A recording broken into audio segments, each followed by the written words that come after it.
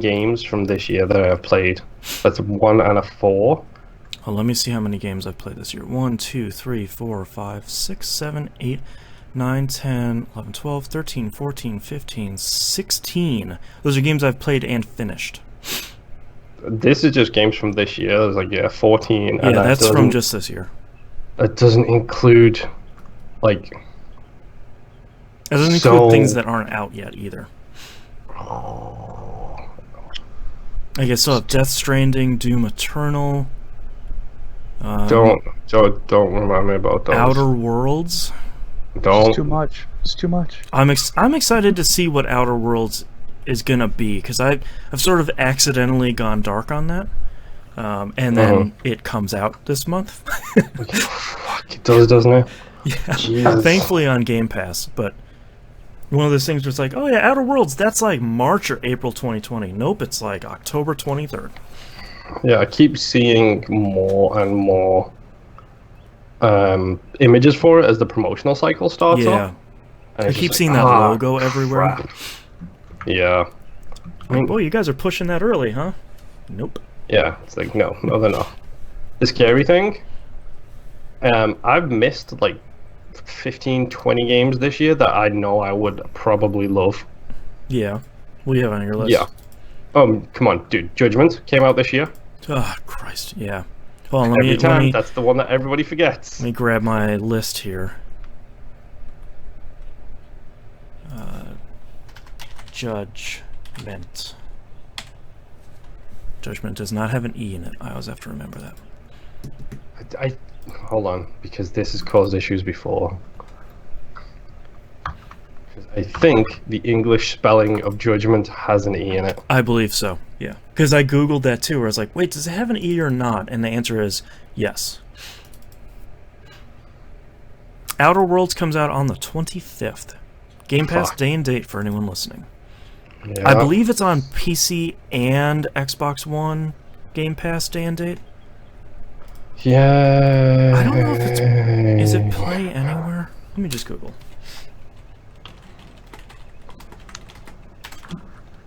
That's literally the first search term.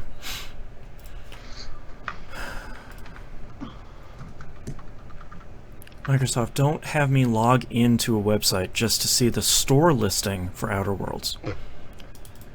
4K, Xbox One Enhanced. I do not see crossplay, or Play Anywhere. That'd be a bummer if that was the case. That would mean I would be playing it on PC, probably. More than likely. Oh, crap. Because my poor Xbox One is ailing. All your consoles are ailing, apparently, based on every what is time with time you you your talk. consoles, man? I have no idea. Is it the kid or the curse of Jess? Because this is an issue that Jess has. I feel like I'm not cursed, I don't think. But maybe that's what a cursed person would say. Yes, 100% that's what a cursed person would say. Unless you're the person who's cursed in It Follows, and then you know exactly what you're doing, and that's a problem. Yeah. That I don't think movie I'm is cursed as a ghost is behind me. Yeah, that movie is one of the best movies of the past 10 years. I still haven't watched it. It's on my list. Okay, so apparently on my list of games I've played, I didn't include Crackdown 3. Yeah, I have that on there. I really wish I had enough time to go back and play it and finish that, because I feel I could knock that out in like 5 more hours, but I don't want to. Similar situation. Like, yeah. I love playing that with my wife, but it's like, are we going to get around to it?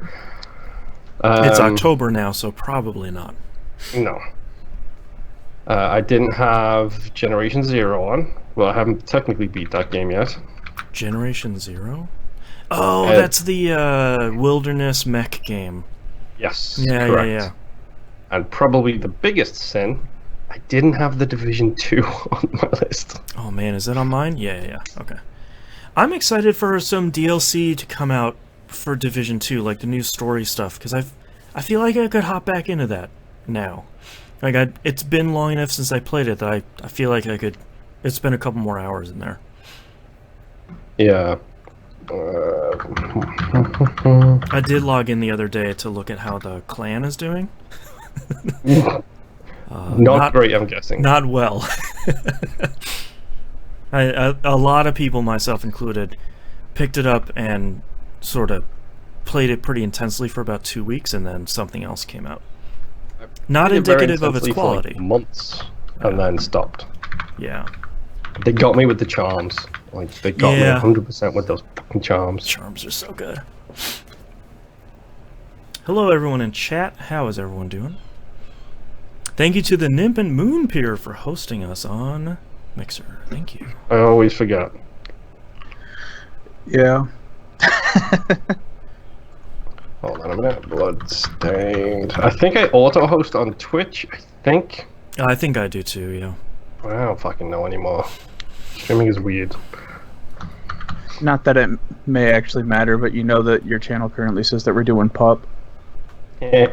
Oh, yeah, you know, because I had updated it, but the API kicked me off at Twitch again. Or, Mixer again. Thank you for letting me know.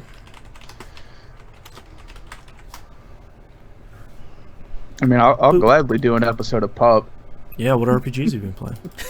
Oh, I got a list. There you go. Probably more than we had played yesterday. We had a short episode. It was like an hour and 16 minutes.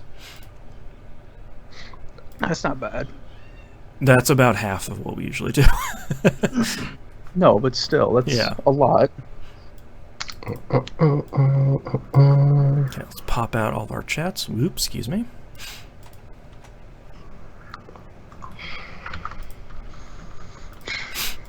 Okay, and then we'll get started here in just a second. Oh, What? Jesus.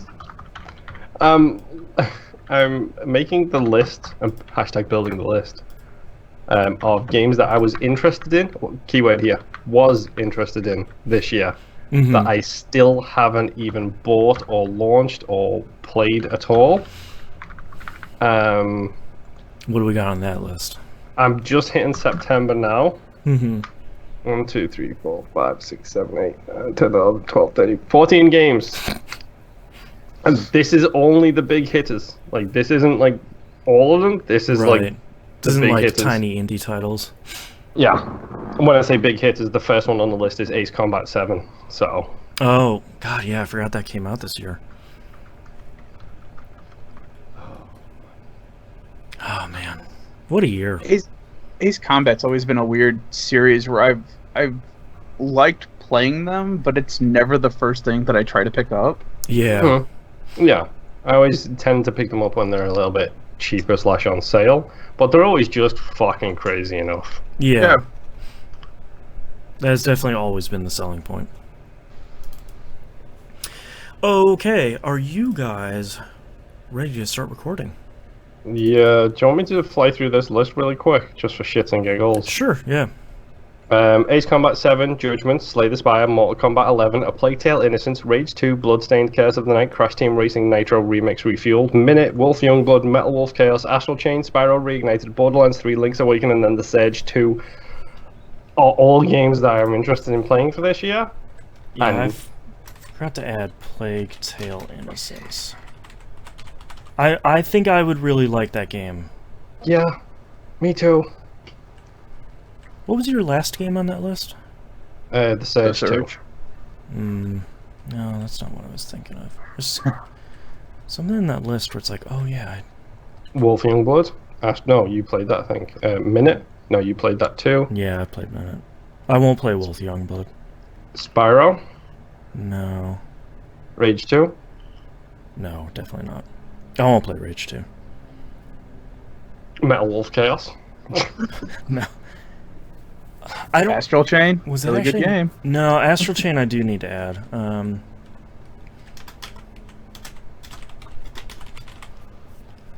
what was it? I think it's a game that neither of you would play. Oh, if you had to add, Zanki Zero came out this year. I gotta put that on. The funny thing is that I think our tastes are so wide and varied that I could list off a whole bunch of games that both of you would be like, nope, never gonna play those, and Yeah. you guys could do the same, and I would just be like, nope, never gonna play those. Mm-hmm. Like, I will pull. I mean, that's the fucking weird thing about me is like I will literally play anything.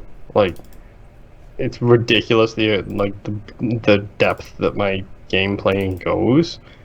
But it's like at some point it's just like, do I have time for a 60-hour JRPG? Yeah. Also, No. don't forget Life is Strange 2. Days Did that come Gone. out this year? Life is Strange 2, I think, Fuck will me. finish this year. I think it started in like November of last year, so it's pretty close. Time Spinner. Is that one? Borderlands 3. That's what I was thinking of. Okay. I'm keeping an eye on. I have that up. I added to my PS prices. Where like if it can get down to like $40, I'll probably pick it up. I think 30 is a no-brainer for that. At least to like blow through it once. Yeah, I need to go and finish the Outer Wilds because Yes. I'm literally scratching at the end of that game and I haven't put the 10 minutes in I need to actually get that thing beat. The 22 minutes. Uh-huh. Fuck you. Haha. Fucking asshole. Erica came out this year. Torchlight 2 came out on consoles. That doesn't really count though. River City Girls. Oh, Mario and Sonic at the Olympic Games Tokyo 2020 comes out this year, dude. Yeah, that's true. I wasn't excited about that until they showed the pixel version of it, and it's like, oh shit, okay. Untitled Goose Game, by the way. No, hold on. No way does Fallen Order come out this year. Not a chance. I think it's like early November. Fuck. It's before the holiday. Yeah, it's scheduled for November 15th. That thing better get pushed. Yeah, it's gonna get lost. Sinking City. Untitled Goose Game. That's on my playlist. Spoiler for the show. Uh-huh. Judgment, Plague Tale. Observation came out this year. That was the you control a space station one. I feel like there's one other thing. Quiet Man. Mom's Dead Parkour. Don't talk to me about Quiet Man. Dude. Children of Morta. I think it's about time for me and my wife to sit down and have that end of the year discussion again. Yeah. Because, minus the fact that I can't type and all my games are typoed in here, like, it's what are we interested in for the rest of the year kind of time. Yeah. And Doom Eternal is definitely something that's on my list that won't be on hers. Mm-hmm. I happily already have that pre-order. I cannot wait. Pre-ordered Cold Steel 3. Nice. Finally I'm broke still on the fence if I'm really gonna like it or not, but it looks really good now. Yeah. Dude, Vampire comes out on the Switch in like October. Yep. Yeah, it's end of the month. Hopefully that runs well on Switch, because I think I could recommend that pretty easily on the Switch. Okay. You guys ready to start this thing? Yep. Alright, let's get started in 3, 2, 1. Welcome back to another episode of That Video Game Podcast. I'm your host, Boston. Joining me as always is Moonpier. Hello, Governor. And the Nimp. Hello. We have reopened our merchandise store. Every time. It's there's a link to it on the right hand side of the page, tvgp.tv, as well as pinned at the top of our Twitter account. We've restocked the Bloom North 2020 shirts. So if you want to show your colors for your candidate of next year's voice acting Olympics, you can do that. We have the TVGP logo shirt, as well as some stickers, and I can't believe you actually took my advice on this one. and the dumbest / best shirt. If you listen to a couple episodes ago, I think it was 618. You know that maybe you have done some things in your life, and maybe Bubsy knows about those things, and maybe he has sent you a message in the form of a T-shirt.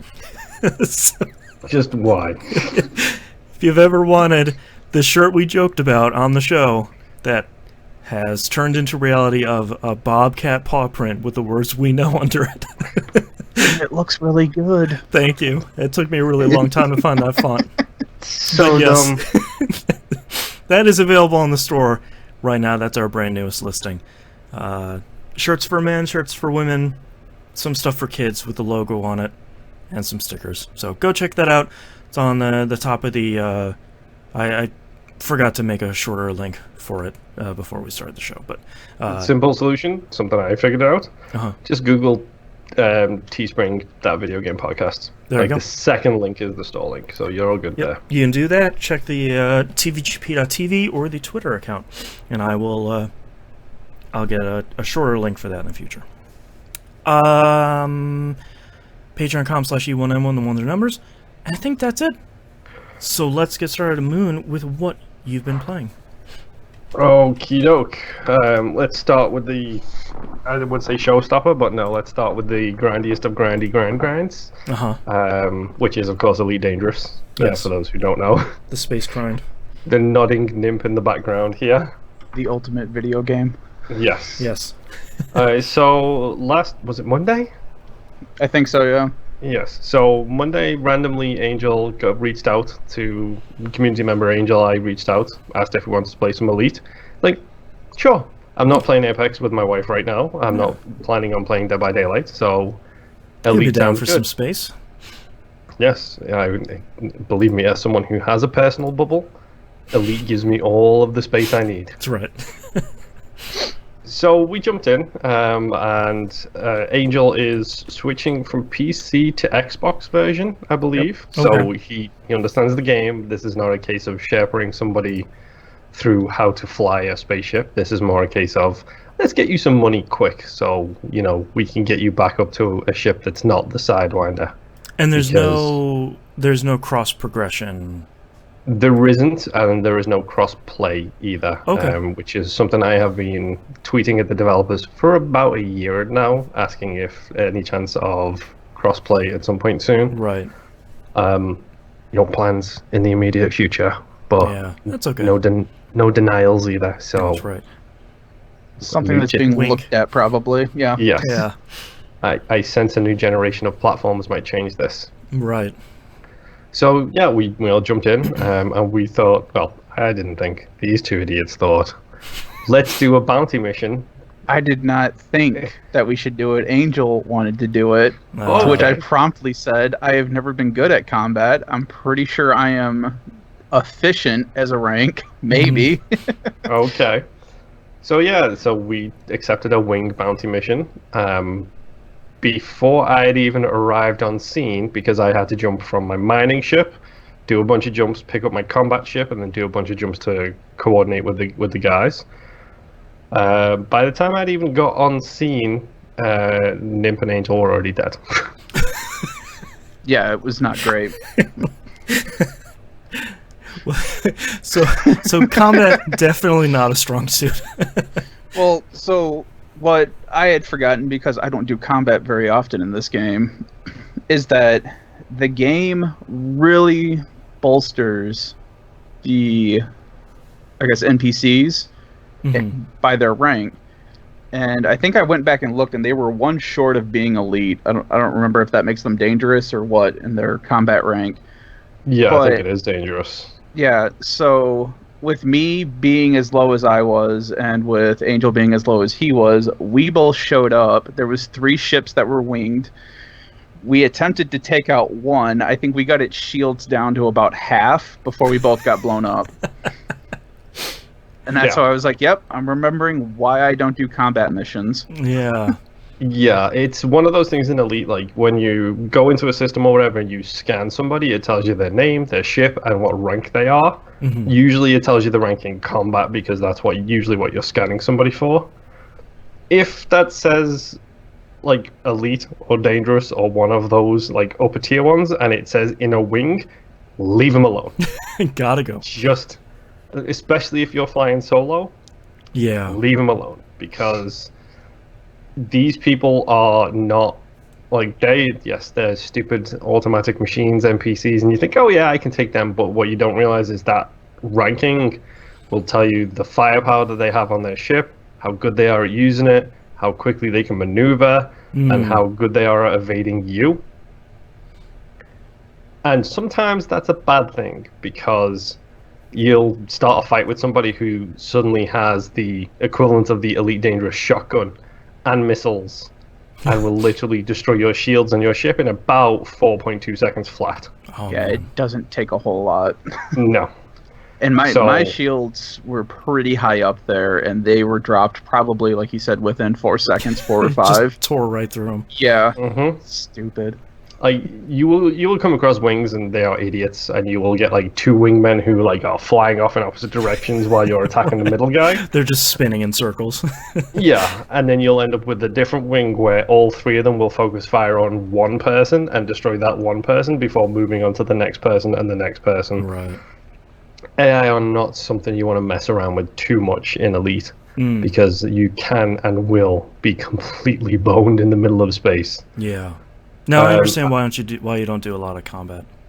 if you're not kitted for it, like I mean, I have a Viper Mark IV, which is widely regarded as one of the best small combat ships. Mm-hmm. It's maneuverable, it's fast, it's quick, but it's the hard points that it has on it are, generally speaking, the maximum they can go is like tier 2. You'll go against somebody who's in like a fair de lance and they can go like tier 4 gear, which means that they are literally shredding you like cheese. Gotcha. And it's just like, okay, so my Viper, for example, would run really well if it was like 2 Vipers and an Anaconda. That would work well because the Conda can take the punishment and the Vipers are basically like little bees stinging the people attacking the Conda. Whereas as a flagship kind of attack, it's not great to be in a Viper. It's like, oh no, if I get caught, I'm in trouble. Yeah. So we ended up thinking, well, let's just not do the bounty mission. Instead, let's go to this resource extraction point and see if we can't get some wanted criminals.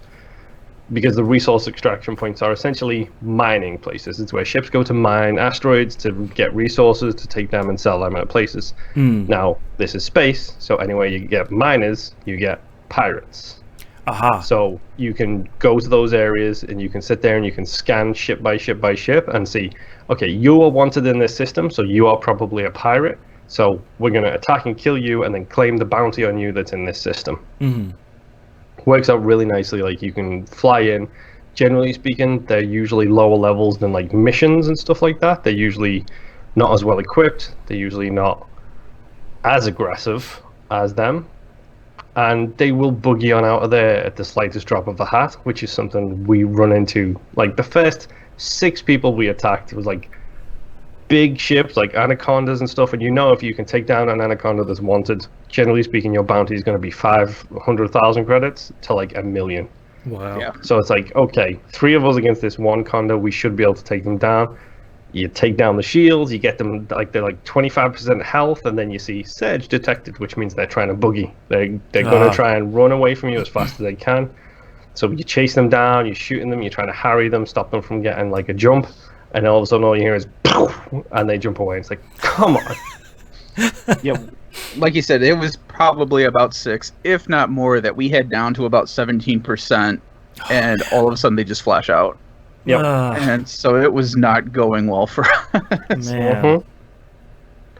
We But- did get into the swing of it, and Yeah. we did end up with a fair bit. I think we ended up walking away with what, like, I think I walked away with like 1.5, 1.6 million in bounties, if And I not had- more. I had close to about 900,000. Like, Nice. so, we picked things up as we went, and it wasn't bad. We did manage to get Angel enough starter credits, so now he has upgraded his ship, and his friend, who is also switching over, I believe, has also upgraded his ship. So now we should hopefully be able to do a little bit better this time, Yeah. whatever the case may be, wherever we may go. Right. Was it Yeah. the last battle that we did, I was down to 10%. Like, Mhm. just because we had just been going nonstop. We didn't stop to refuel or replenish ammo or armor or anything. We just kept going. And the last one that we pulled out on, I was down to 10% no shields and got away. And I was like, all right, this is probably it for me. It's late. I got to start getting into work. Yeah, that's probably the point where you pull the plug. Yeah, that's the same battle where, like, I think it was a bigger ship, and because, like I said, my Viper 4 is a tiny little thing, so, like, I was avoiding him pretty successfully, like, rotating around, avoiding his front, not getting shot by his guns. He literally got eyes on me for a second, and I was like, shield's gone, like that, and down to 50%. I was like, nope, time to fly away. I'm going to fly behind this asteroid and just park and let my shield replenish. And that was that Python Elite, because we were trying to take on a different group, and all of a sudden this Python just came out of nowhere what and are you started guys doing? and just started laying into me, which was fine. But then all of a sudden the other two that Moon and Angel were trying to fight started locking onto me as well, and they weren't part of a wing, they were a separate group.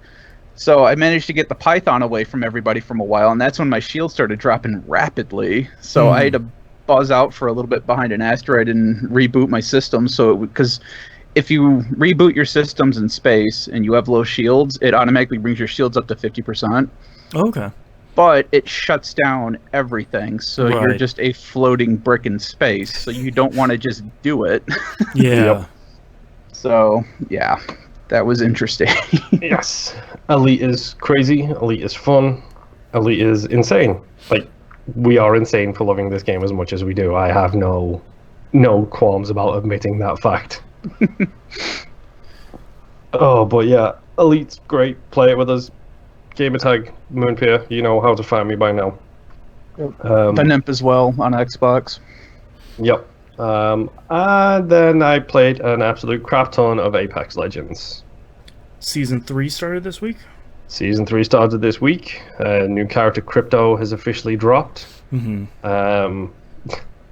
So, everyone knows Wraith at this point. Everyone knows the character Wraith. She's the lady who has the short buzzed hair, or bald, or whatever, or she has that awesome... Yes, she has the portals. She has voices in her head. She's going to RKO you out of nowhere. Sorry for that wrestling reference. Thank you for everybody listening, laughing to that. Thank you. It always tickles me when I'm in a group with her, because she runs like Naruto. She does the Naruto run when she sprints. The arms behind her back. Mm-hmm. Yep.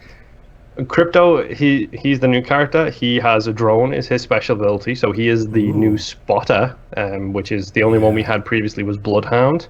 So Crypto's the new spotter. He can basically put a drone out in the sky and then spot people. He can also open doors. Neat little hack. He can also collect banners. So if you go down and somebody needs to collect your banner, you can use the drone to do so. Interesting. Pretty nice.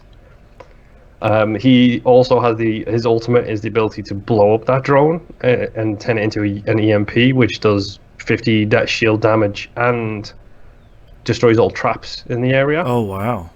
So he's a good hard counter to Watson and Caustic. Cool. He's a nerd. Calling it as you see it. Yeah, because he makes nerdy references to movies like The Matrix and like stuff like that during his like selection screen process. He makes super duper nerdy references. He's got his best outfit, in my opinion, is because my wife immediately picked up with the spare crafting material she had, is a black trench coat with black pants, and he looks like Neo. Great. Mm-hmm. Is it called Follow the White Rabbit? I don't know what it's called. I might have to have a look into it. But he runs with his hands in his pockets. He is Orange Cassidy. That's really good. Like, literally, when he sprints, he just puts his hands in his pockets and runs. Like, I hope there's an outfit that's just called like Lemon Cassidy. I wish there was. I wish Orange Cassidy was big enough or popular enough to have that reference in this game, because he looks exactly like Orange Cassidy when he's running. That's great. And I was like, maybe 0.2% of people who I speak to who play this game might understand that reference. Right. But I'm fine with that because he looks like Orange Cassidy when he runs. Yeah. It's great. But Crypto's fun. My wife has immediately taken an absolute adoration towards him. He sounds fun. He looks fun. I haven't unlocked him yet. Did I unlock him? I don't know. I've got one person left to unlock, and it's either him or Watson. But the problem is the people I play with, one is obsessed with Watson, and one is obsessed with crypto. So it's like, well, it doesn't matter who I unlock, I ain't ever going to be able to play them, basically. Right. Whereas me, I jump from character to character depending on what's needed. Do they have a random character button in Apex They Legends don't, yet? unfortunately, no. Okay. Someday. I will say it's kept the thing it does at the very beginning when the game first came out, which is you can highlight the person you want to play as. Yeah, like calling So, dibs. yes, so Yeah. you can highlight that person to let the rest of the squad know as this is my preferred character. Right. And of course, day one, when Season 3 came out and Crypto was available, everybody highlights Crypto. My wife gets first selection. My wife selects Crypto, and the other 2 team members quit. Nice. Great. Yeah, Great. because, why not? But to give you an idea how much my wife loves Crypto, she got 3 wins with him on the very first day. Wow. And I don't know if that's just a case of people are not used to playing against him, Yeah. but he seems really useful. Especially in the end game, if the circle's coming shrinking down and down and down, and there's 3 squads left, and you don't know where any of the other squads are, it's really useful to fly a drone out of a doorway and be able to find out where they are, but they don't know where you are. Yeah. It's very helpful. Also, he's helpful. She will, if we're in the building and we're trying to heal after a combat encounter or whatever, she'll just park him in a corner of the room, and then if anyone comes through the doors he's looking at, like the drone is looking at, we'll immediately get notified. There's a person right here. So Man, that's cool. very, very helpful to have another spotter in the game who is probably a better spotter than Bloodhound, in my opinion. Yeah. Bloodhounds can track, but Crypto can spot from such a range away that it's kind of insane. Did this also come with the new map? It did. Okay. So yeah, this new map feels smaller. A So, lot. To smaller. clarify something, because I haven't played Apex in a while and I haven't seen this answered, are there now 2 maps in the game, or is there just the new map? There is just the new map. I always think that's really interesting in these games, where it's like It's- Fortnite has the ever-evolving map, where season over season it's always changing. I always think it's interesting, where it's like, cool, that was the Season 1 and Season 2 map, that's gone.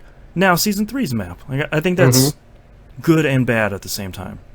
I think it is, because I think the problem is if they split it between the 2 maps, pick your map, you split the player base. It's the Call of Duty DLC problem. I always call it the Nuketown problem. Everyone's always going to pick Nuketown if it comes up on the choice. You never get to play this map I haven't seen in Nuketown. 6 months. Everyone's going to go, Yes. yeah, but Nuketown. Yeah, because everybody's obsessed with that horrific map. I hate that map. Nuketown is a bad I don't map. get it, man. Dude, that cargo map that they had with the ISO containers, you know what I'm talking about? That super small one? Mm-hmm. That one used to be the one. If it came down to Nuketown or that cargo one, everyone would go for that cargo one. It's so And it weird. sucked because you could never... You would be alive long enough to see that somebody was shooting at you before you were dead again. That's why I It don't was the like best- map voting in multiplayer games. But yeah, I don't want 'em at if all. memory serves as well, I actually think that the cargo map was their attempt to make Nuketown 2.0. Because they designed another level to be like Nuketown. DE Dust 2. Yes, exactly. But the new map in Apex, it feels tiny compared to the last one, and I don't know if that's true. It just feels like, I'm sure there is stats on the square footage out there between the 2 maps or whatever, but this map feels a lot more condensed. It feels like the matches go quicker, and it feels like there is chaos and anarchy from literally word go to word stop. Yeah, because the first map had some fairly wide open spaces that I feel like people would avoid because you're just going to get sniped. So that's interesting. They also introduced a new gun, the charge rifle, which, funnily enough that you mention it, is a sniper rifle. That gun seems amazing. I'm trying to think of it's... You pull the trigger, it fires a beam of laser, and then pulses, and then the beam of laser explodes at the end. So it's basically like a bit of a mix between a rail gun and a laser gun. It does so much damage if you hit people with it. Wow. And because it's a sniper rifle, you can see the beam, which means you can know exactly how accurate you are being, because it has 0 bullet drop as well. Oh, wow. I suck at sniping in the game because I cannot account for bullet drop. Like, I just can't do it. I'm just not patient enough. Well, there's that too, but... Yeah. Like, again, my wife has taken a strange obsession with the charge rifle. Like, it seems her new loadout is crypto, charge rifle, and whatever else she picks up is fine. Right. Because who cares? You're not going to use it anyway. Exactly. That's pretty much exactly what it is. Yeah. It only has like 4 bullets in it with a normal magazine, like until you expand it, so it is limiting in that factor, but... Thank goodness. Like, it's fun. You can hear it a mile off, like, from the other side of, like, the mountains. Like, you'll hear people fighting on the other side of these big cliffs in front of you or whatever, and all you hear is... boom, boom. It's like, we're running in a different direction, and my wife goes, there's a charge rifle out there. My baby.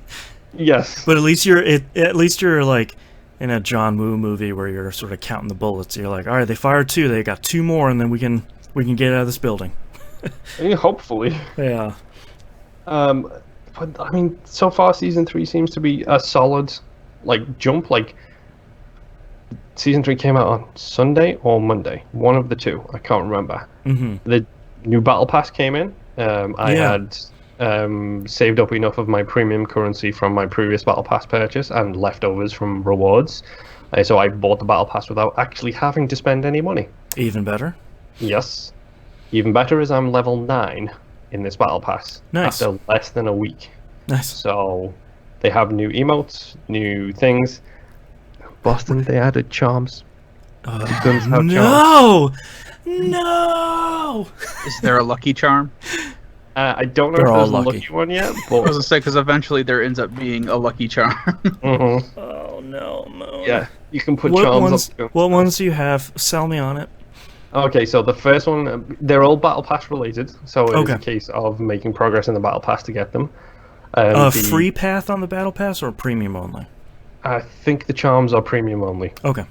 but it's $10 for the battle pass, and you know you It lasts work like your way through 3 months or whatever they last. It's so many days. Yeah. It's so many days. Quick aside here, it made me realize how long I've been playing Marvel Strike Force, because so far I have been through 2 events that lasted like 72 days. Yeah. Okay, I've been playing this too long. Yeah. If that's the case, but Yeah. no, it's Later on, ask me about Destiny 2's battle pass. yeah, okay. I think it works out as it's like anywhere between 9 to 12 weeks. I think it's about 3 months or something like that. Okay. The battle pass goes on for, so there's Right. plenty of time. Like I said, it seems to be a lot easier now as well, especially if you're playing with friends. You aim at those challenges that you get, and then you get your battle pass levels up. Fine. Yeah, whatever. that's right. The only charms I have unlocked so far is a Yeti head, because this the whole map is fire and ice themed. So there's like Right. ice areas right next to fire areas. So there's a cute Yeti head. It looks like the decapitated thing that Luke hits the Wampa Yes.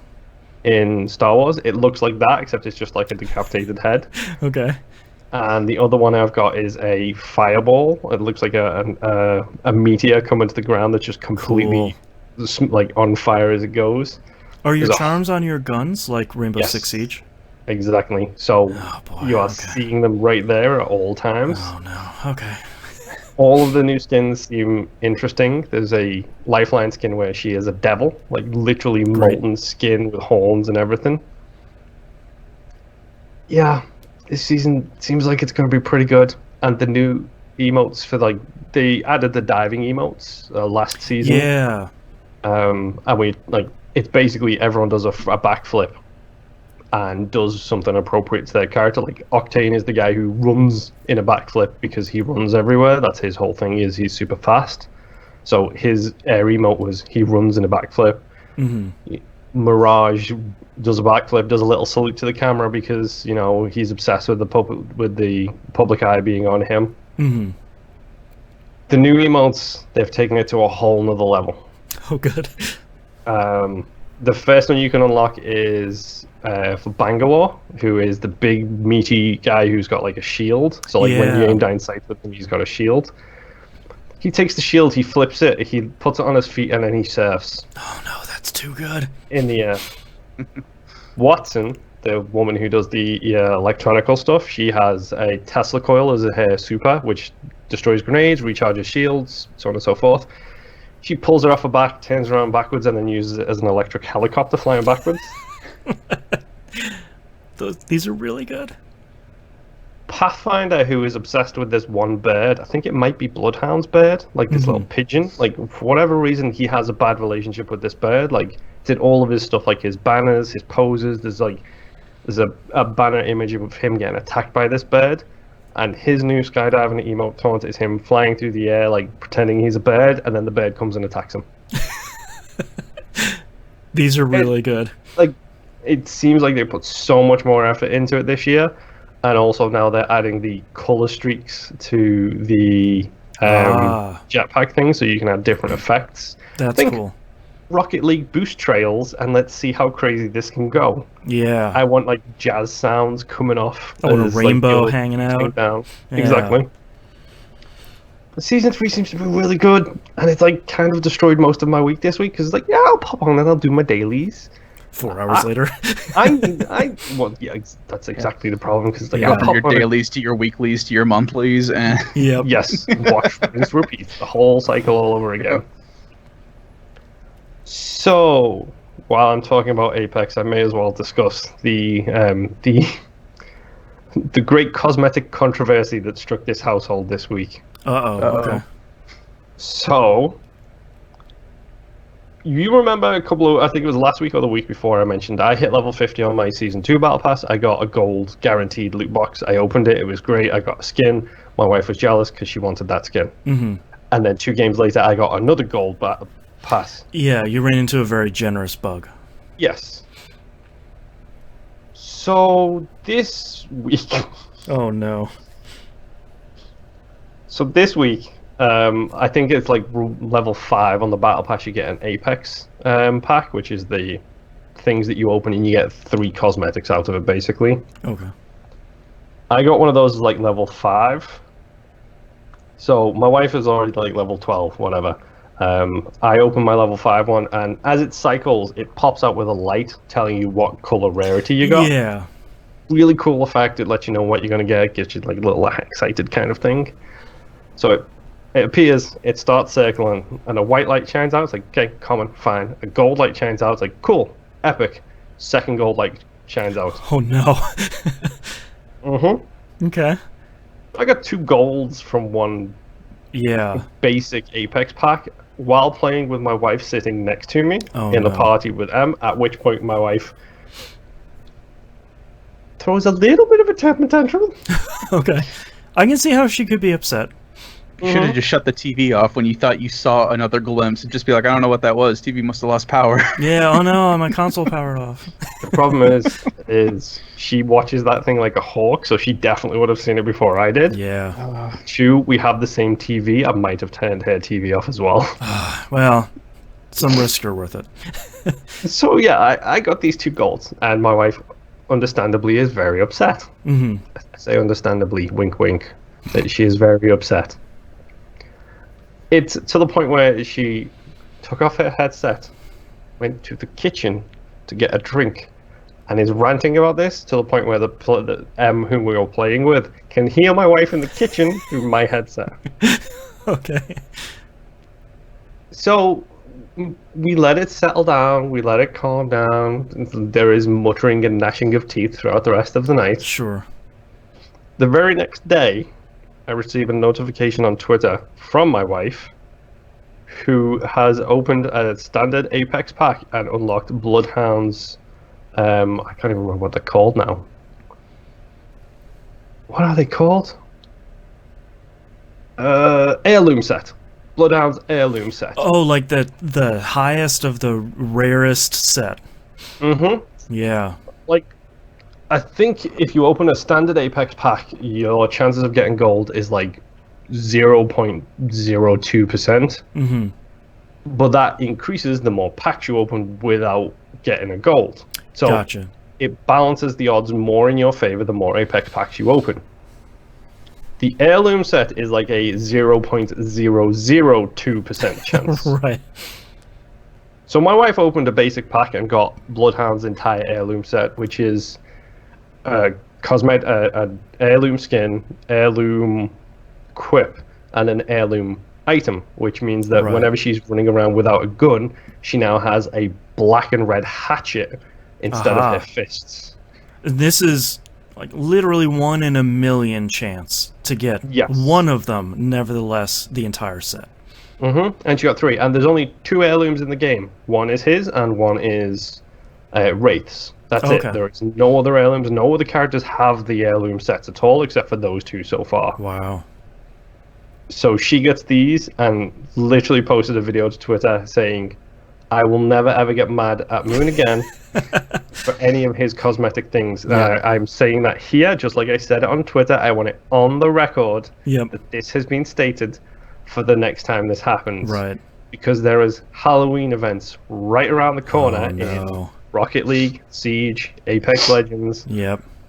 These events are right around the corner. You know they are. Yeah.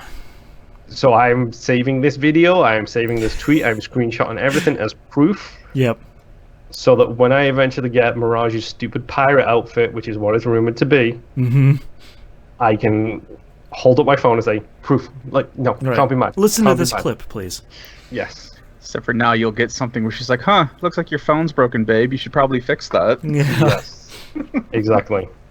Speaking of which, Mirage's new taunt for when he comes out of the airplane is he creates the second version of himself and then rides it like a bomb. Oh, that's really good. Mm-hmm. Ah, these are getting too And- good. Data mining, I'm not a huge fan of it, but apparently the data mining Halloween event for Apex is the old map at night. Ooh, spooky. Cool. Yes. So Nice. it's looking like it's going to be interesting. But yes, I keep playing Apex because why? Why not? It's It's fun, good. it's great. It's Apex came out this year. I had totally forgotten about that. January. Apex came out in January. Wow. Been a That's- good year for Apex. Terrifying. Yeah. Well, that's the thing, 'cause I can remember everyone downing on that game Mm-hmm. when it came out. Mm-hmm. I mean, obviously not everybody, but a lot of the big media people were like, "Oh, we've already got PUBG, we've already got." You ever hit Crap, what's the other Fortnite? one? Like, why do Yeah. we need another Exactly. Battle Royale game? Yep. Yeah. I love Apex. I think Yeah. it's more fun to play than any other battle royale game I've played, except for maybe Tetris. But Tetris is just too stressful to keep playing. Yeah, that's a heart workout. Yes. But yes, Apex is great. Moving on again, Dead by Daylight. Dead by Friday specifically, played with T-Bomb Rocks, really quick mention. We had a couple of really good runs. Smashed through a whole bunch of dailies. Just literally, Dead by Friday has, I think I mentioned it previously, it's turned into let's just chill, hang out, catch up on the events of the week, talk BS about whatever topics have come up to us, and then see how we do. If we die, we die. If we don't, we don't. Great. So Dead by Friday continues to be fun. If you are looking for an into the game, hit me up. We'll gladly run you through, use all my double XP point Show you the items and ropes. help you. Yes, show you the ropes. Guide you towards not playing as the guy I play as because he's ridiculously hard at first. Yeah. But yeah, it's fun. It's stupid. It's ridiculous. Oh, and I totally forgot there is going to be a Halloween event for that soon too. Of course. I Yeah, mean, why not? The game is all Halloween. yeah, like if there's one game that has to have a Halloween event, it's Dead by Daylight. Yes. So we will see how that thing goes. For some reason, even though my hard drive is now clearer than it was, I'm still on that sweet clear my hard drive out space because full well the Doom Eternal is going to clock in at like 100 gigs. Yes. So I just happened to. Okay. Strange story time. I beat Sleeping Dogs, I got all the achievements, whatever. While playing Sleeping Dogs, my hard drive has got this issue. My external hard drive is currently having an issue where the Xbox fails to recognize that it's plugged in. Right. So I will go into my games and apps and it will say, oh, you have 30 games installed. It's like, well, number one, that's a lie. You need to Pardon? add another 0 onto that, please. Yeah. Thank you very much. And number two, great, my hard drive's not recognizing. When I was playing Sleeping Dogs, it started to not recognize it was plugged in while playing a game installed on the external hard drive. Oh. So after I beat the game, I quit it and I went to uninstall it and I was like, oh, hit pause, manage game and apps. Move over to the uninstall button, nothing is installed. Aha. Right. wait, what? Ready to install says Sleeping Dogs is ready to install. It's like, but if I click you load. Right. So what's going on there? In this whole process, I just had to unplug and replug my hard drive, and then I could uninstall it successfully. Right. In doing so, I organized my games by size, and then forgot I did it.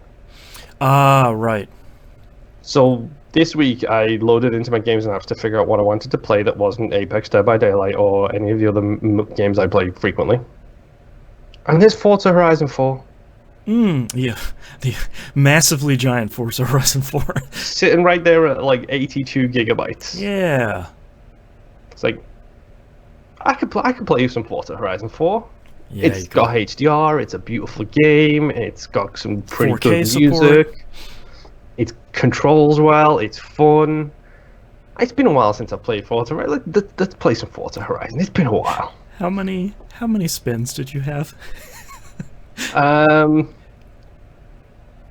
I probably had around about 26 wheel spins to go, and like one super spin. Last time I logged in, I had 55 wheel spins and 35 super wheel spins.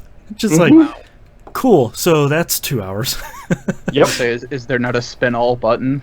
No. You literally have to mash the A button because you have to press it to spin it, press it to skip it, and then press it to continue. So it's literally like, you might as well just get one of those. Like, I did a couple and just said, things. maybe I'll do that later. But I loaded up Forza Horizon. I played it a lot when it came out, but when Forza Horizon 4 came out, it was, you get some content and you get some content and everybody gets some content. Guess what? There's so much more content. They keep patching that game and they keep putting more stuff in. I don't even have the Lego DLC, and there's still just like a stupid amount of content in there. I don't have Fortune Island. I don't have the Lego DLC. Oh, I forgot about Fortune Island. That didn't get reviewed super well, so. Yes, that's from what I understand. So one of the patches, like the 7.1 or something patch, which I forgot this game came out last year. Yeah. They have added so much stuff into it. They did like a Forza anniversary update where you get like Top Gear content and all this other kind of stuff. Those yellow circles that used to be it's like the Forza career events. There used to be 4 of them in there, I think. They used to be like the story ones. Yeah, and it's like world's fastest rentals where you just get supercars and you got to go do something stupid. There's the YouTube one, which is, oh, do you remember this game called Outrun where you drove a Ferrari around this course? Like, you've got to go and drive a Ferrari and do this thing. Yeah, there's like 9 of them now. Yeah, there's like, hey, do you want to race against the Stig? It's like, pardon? It's like, oh, and we're going to do an ode to British racing. So here is 10 races all about British racing. Yeah. Oh, and you remember that high-speed taxi service? Well, now we've got a regular taxi service one instead. So here is a quest line about taxis.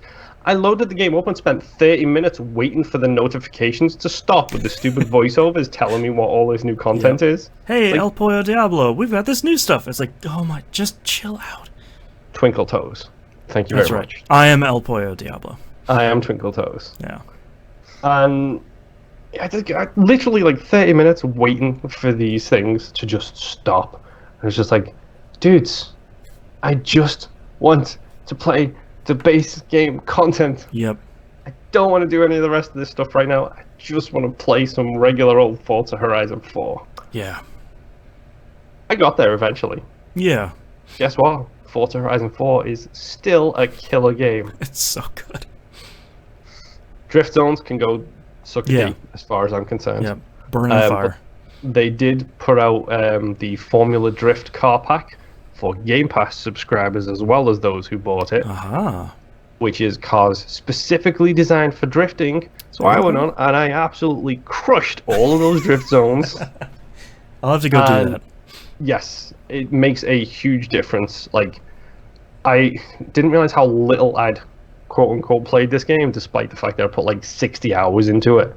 Like, because I was like halfway through a whole bunch of achievements, like too much content. Yeah. So I just picked one achievement, looked at it, and went for it, and just kept on going on that specific thing until I got it. So I got through a whole bunch of stuff.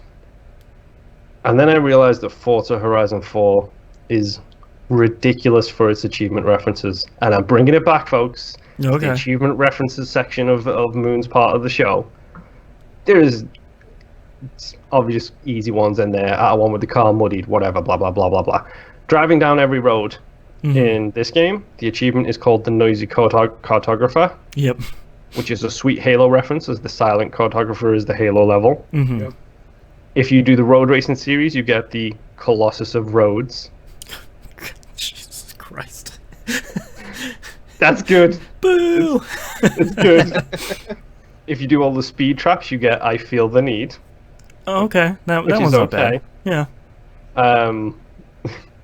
My favorite one, and the last one I'm going to mention today for Moon's achievement reference section of the week. If you do all of the drift zones, you get, do you know what DK stands for? Which is a direct quote from the Fast and the Furious Tokyo Drift. Oh, no. Specifically where they call someone DK and the young cowboy kid challenges him to a race. Like, do you even know what DK stands for? That's great. It stands for Drift King, by the way, folks. Drift King. That's great. So yeah, I was like, I'm going to do this one achievement at a time, load it, focus on that thing and do it. And the Formula Drift cars make a huge difference because I absolutely crushed those drift zones. It's like you can literally handbrake full throttle and the thing just maintains a perfect speed going around this corner where it's not like fishtailing backwards and doing flips and stuff. Ridge racer business? Yes. 100% some Ridge Racer business, some initial D action going on in there. That's an anime, folks. That's right. Just so you know. Initial D's good. Forza Horizon 4 is really good still. Yeah. That's a great game. Really, really, really good. The reason why I got Game Pass. Yes. And one of the reasons I continue to keep Game Pass, apparently, because I love Forza Horizon 4. Yep. It's colourful. It's still doing the whole seasons thing, and it's great to just randomly load it up and be like, it's summer! Right. Fall is in 2 days. There you go. Just so you know. But they've had so much, dude. It's like new weekly content, new daily content, new live content.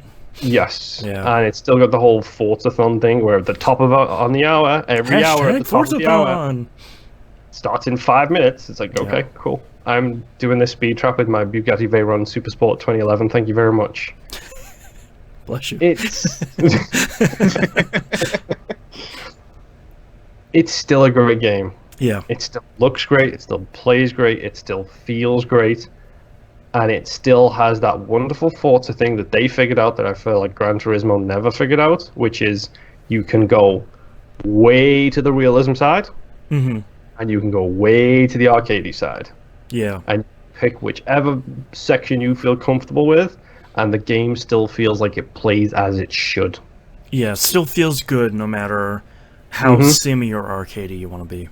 Yeah, and I tend to be probably middle to the right, so middle towards the sim side of things. Yeah. And I'm perfectly happy playing it that way. I want the brake, the turn, the throttle control, then the acceleration out the corner. And then my wife wants to hammer the handbrake, do a slide and drift turn around a corner and just full throttle out of it. And we can each play the way we want to actually play it. And that's amazing. Yeah.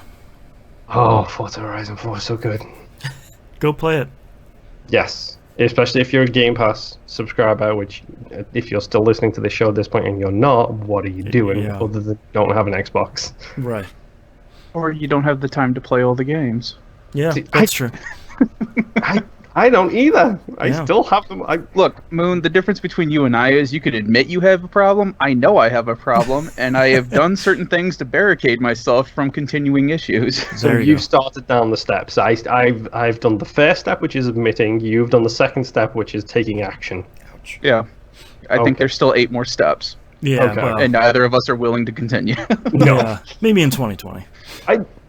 I'm now taking advantage of the Game Pass mobile app where you can literally press a button on a game and it'll be like, remind me about this game later, and then it adds it to like your home page on the Xbox to be like, do you want to install this now? This is something you said you might like. And it's like, yeah, I really do, but I don't because of hard drive space. Yeah. So you're setting an alarm to remind yourself to download a game that you don't have time for. Exactly. That's exactly what I'm doing. I'm just glad that games are coming out that are coming straight to Game Pass, so then I don't have to spend $60 on a game that I won't play for 2 years. There you go. Like, that's my biggest happiness right now. My final game this week, though, is Untitled Goose Game. Yeah. So yeah, let me sum up this game in 1, 2, 3. 3 words. Okay. You're a goose. Sold. There has been a discussion on there has been a discussion on Twitter recently about why this game works so well, and it's the death of the elevator pitch in video games. Like if I was to say, if I was to say to you guys, what is Cuphead? Okay, Cuphead is a bullet hell platforming shooter game set in a retro art style. Yeah. It's hard to get people to put all those things together until you see the game, and then you get it. Try explaining what a Souls-like is. Yes. Just immediate eyes glazed over. Yeah, it's a Souls-like. Well, what's a Souls-like? Well, it's deliberate combat that's slowly Why don't paced. you take a seat and I'll tell you. Yeah. Here is my presentation. Are you ready for a slideshow? Right. But the elevator pitch for Untitled Goose Game is really easy. Yeah, you're a goose. That's it. Go be a jerk like geese are. Mm-hmm. And this game is stupid fun. Yeah.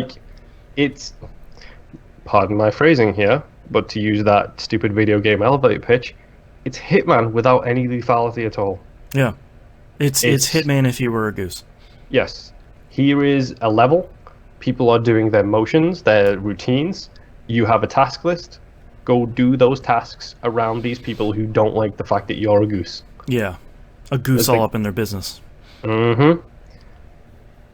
The art style is incredible. By now you've probably seen, number 1, the game art a million times on Twitter, and then number 2, a bajillion fan art pieces of really it. Good.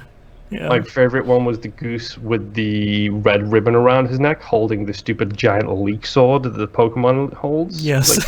Spot on there. Yeah. There's the one where the goose takes Link's hat and Link throws him off a cliff. Yep. There's also one of Agent 47 as a goose. Yep. My favorite one recently is the goose as the director of the Federal Bureau of Control.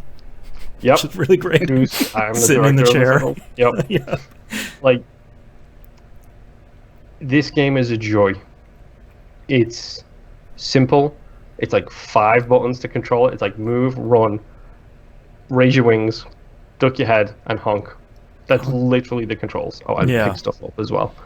And it's literally the Rube Goldberg machine of figure out how to do what you need to do around these people doing these things. Mm-hmm. And you just, very much like Hitman, you just go in, you explore the level, you see the routines, you take an action and see what the environment's reaction to that is, and then you plan accordingly around the other stuff. Yeah, it's all about experimentation and seeing what breaks in a great way as you try and solve the problem in as creative a way as you can.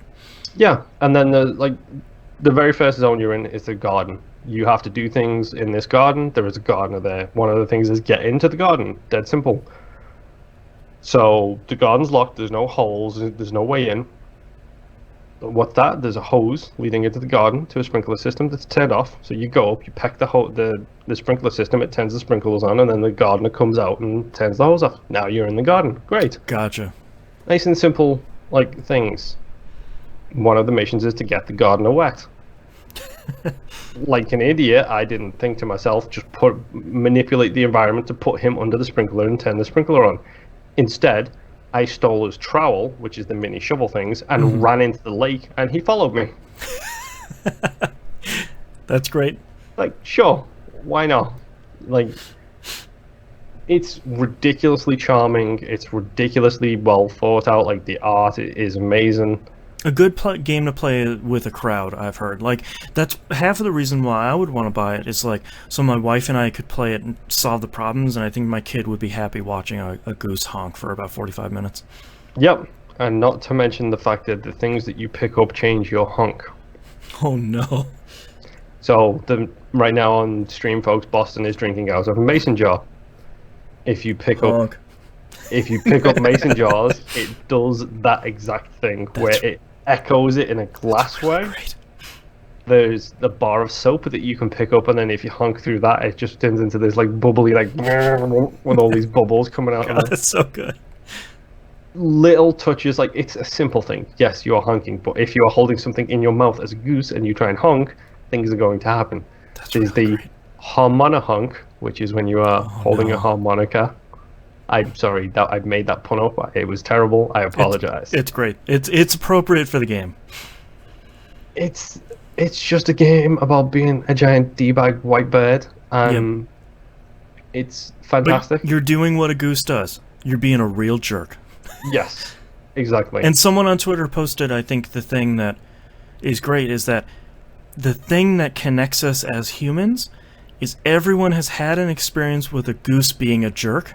So you know, as soon as you get in that game, exactly how to act like a jerk. You just be the biggest jerk you can be to everything. Yep. Fun fact, I hadn't had any bad experience with geese until I moved over here. Yep. Because we get those Canadian geese here in the place where I live, and those boys are real D-bags. Man. Trust me, everybody gets Canadian geese. That's why nobody likes them. Yeah, they're just the worst. But, you know, it's charming. Like, I think I'm up to the 3rd zone. I don't know how many zones there are in the game, but I'm up to the 3rd zone right now, which is a pub, which is hilarious. There is so many different little things in there, and it's just like go in, trash some stuff, interact with the environment, and see how things go. Honk like a jerk. Yes. It's fun, it's stupid, it's simple, it's cheap. If you have a Switch, you are doing yourself a disservice by not getting this game. And I hope the rumors are true that this thing, along with Return of the Obra Dinn, will be coming to other platforms soon. Yeah, Return of the Obra Dinn is coming in the 18th to all the home platforms. And I think they're saying that they're working on Untitled Goose Game now, and I believe it's slated for PS4 and Xbox One. But I don't think they have a date yet, but they're saying, like, yes, it's coming, we're just a small team. I will buy that game for those sweet Chibos, and I will love every second of it. Honk. There has to be an achievement for, like, honking 200 times. Oh, don't do that. I've had enough of those achievements, like especially like what's it called? Oh, Yoku's Island Express? Yes, thank you. To the point that my wife had asked me, what are you playing that is making that noise? What is that noise, please? Yep. I still don't have the whoopee cushion yet in Descenders, so that's fun. But yeah, that's pretty much all I've been playing this week. So, Mr. Nimp, other than Elite, tell us about your sweet, sweet games. Yeah, so other than Elite, I've been playing Final Fantasy VIII, the remake. Nice. Picked it up for the PS4, and I think I have about 15 hours in the game. Okay. And most of that has been Triple Triad. Yeah, that's the stuff. Well, hang on, because I am not the biggest fan of Triple Triad. Ooh. The actual game without the rules, I am fine with and I enjoy. Once you start putting all the rules in, yes. Whoops! I spread random. It becomes stupid. Yeah. And I've had to do a lot of dumb stuff. I've been following a guide specifically for that, so I can get around stuff. And here's just a brief example of some of the dumb crap I've had to do to not spread or to spread certain rules that I want. So for you to spread the diff rule to the different areas, you have to save in a hotel in a certain town. You then have to reset and reload your save file. You then have to go to the train station to fight the Queen of Cards. You challenge her, say no the first time, challenge her again, say yes the second time, and then you have to lose one of your higher cards to her. And then you have to hope that she decides to go to this one town that you want her to go to. And if she doesn't, you have to do it again. And that's the simpler one, because I had to do this to get rid of random, and that involved running back and forth on the map between two different towns, fighting certain people, resetting basically your random counter. That way she would randomly choose what you need her to do. Yeah. And this is why I hate Triple Triad. Yeah. This is why I have the unpopular opinion that I think the Final Fantasy IX version is better, because it doesn't have... it has the crazy rules, but it doesn't have the spreading mechanic that I really didn't like in that 8 had. Because that's the thing. If it wasn't for the fact that you would be spreading rules to different regions, the game would be fine. Yeah. Yeah. But then you get a bunch of rules that make the game not unplayable, but it doesn't feel like you want to play it because of the rules set, because even though you win, you're still losing out on stuff. Like there's one, I don't remember what it's called, but if you win, you get to choose 2 of their cards, but they get to choose 1 of yours. Yep. Oh, rough. And it's like, okay, yeah, I don't want that, because of course they're always going to choose one of my better cards. Right. Yep. So, but yeah, so I've spent a lot of time messing with the game. I've got all the rare cards I can get at this point. At the point now where I've just got, oh crap, what's his name? Irving? Yeah, Mhm. Irvine. Irvine. I just got him. Is this the first time you've played 8? No, I've played it Okay. this is my second time, but Okay. I've only played it once through, and that was when the game first came out, and I haven't touched it since. Yeah. Mostly because, too, my other gripe with the game is the draw system. Oh, no. Well, no, You're so going to hurt my heart. not really. Okay. I like the system the way it is now. It's when you get into junctioning that I start to have an issue with. Sure, yeah. Because being able to draw magic from enemies is cool. You get to stock up to 100 of each type, so that's nice. If you run out, you can even cast it just drawing it from an enemy and automatically cast it. So you don't even that's have right, to have yeah. it. So I mean that's all cool and I'm fine with, but the problem is when you start getting into junctioning, when you get your summons leveled up to a point, you can start putting the magic that you have stocked into your stats. Mm-hmm. When you do that though, and you go to use that magic that you need, it draws away from your stats. Ah, right, Because it that's never right. fails that the strongest spell that you have is the thing that you want in your stats, so it can bump your stats up. So at that point, it's like, why do I even have the option to use magic? Yeah. Right. Because it's just going to hurt my character. I have 100 meteor. I am a killer when it comes to melee attacks, and if I use this meteor spell, which is incredible, it's gonna cause me to do less damage. Exactly. So that's the only thing I don't like about the draw system. The system, besides that, I really enjoyed. Yeah. And I've always liked. It's just the junctioning I've always had an issue with. It's like, it's so close to being a really great system that I think with some tweaks, I think it could be super, super great. But almost if it's like, oh, I have 100 cure spells, I'm going to take 50 permanently out of my pool and attach it to HP. So now my HP is super high, but maybe my pool of cure I can hold on to is only 50 now. Something I was going to say, yeah, if they did it like that, where it's like you can still have 100 stocked, but the maximum you can put in is 50, and it sets that 50 aside so that you can't accidentally use it, I would be perfectly fine with. Yeah, and then you nerf your magic pool. Yeah. Yeah, something like that. Right, I kind of have it right now where it's like none of my characters have, because every time you put a new GF, a Guardian Force summon, on your character, you can choose what they can commands they have in battle. None of my people have magic because I don't want them to use it. I need that stuff for my stats. Yeah. So that kind of sucks. But I still like the game. It's been long enough that I don't really remember what's happening. Yeah.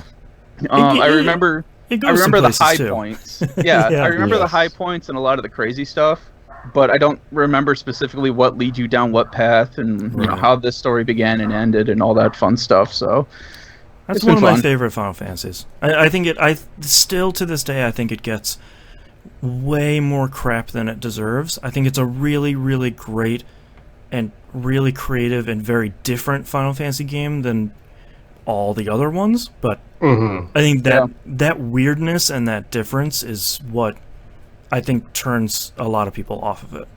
It's sort of separating the draw system, because I can understand why people are frustrated by that, but I think you need to put the time in to understand it and let it kind of happen.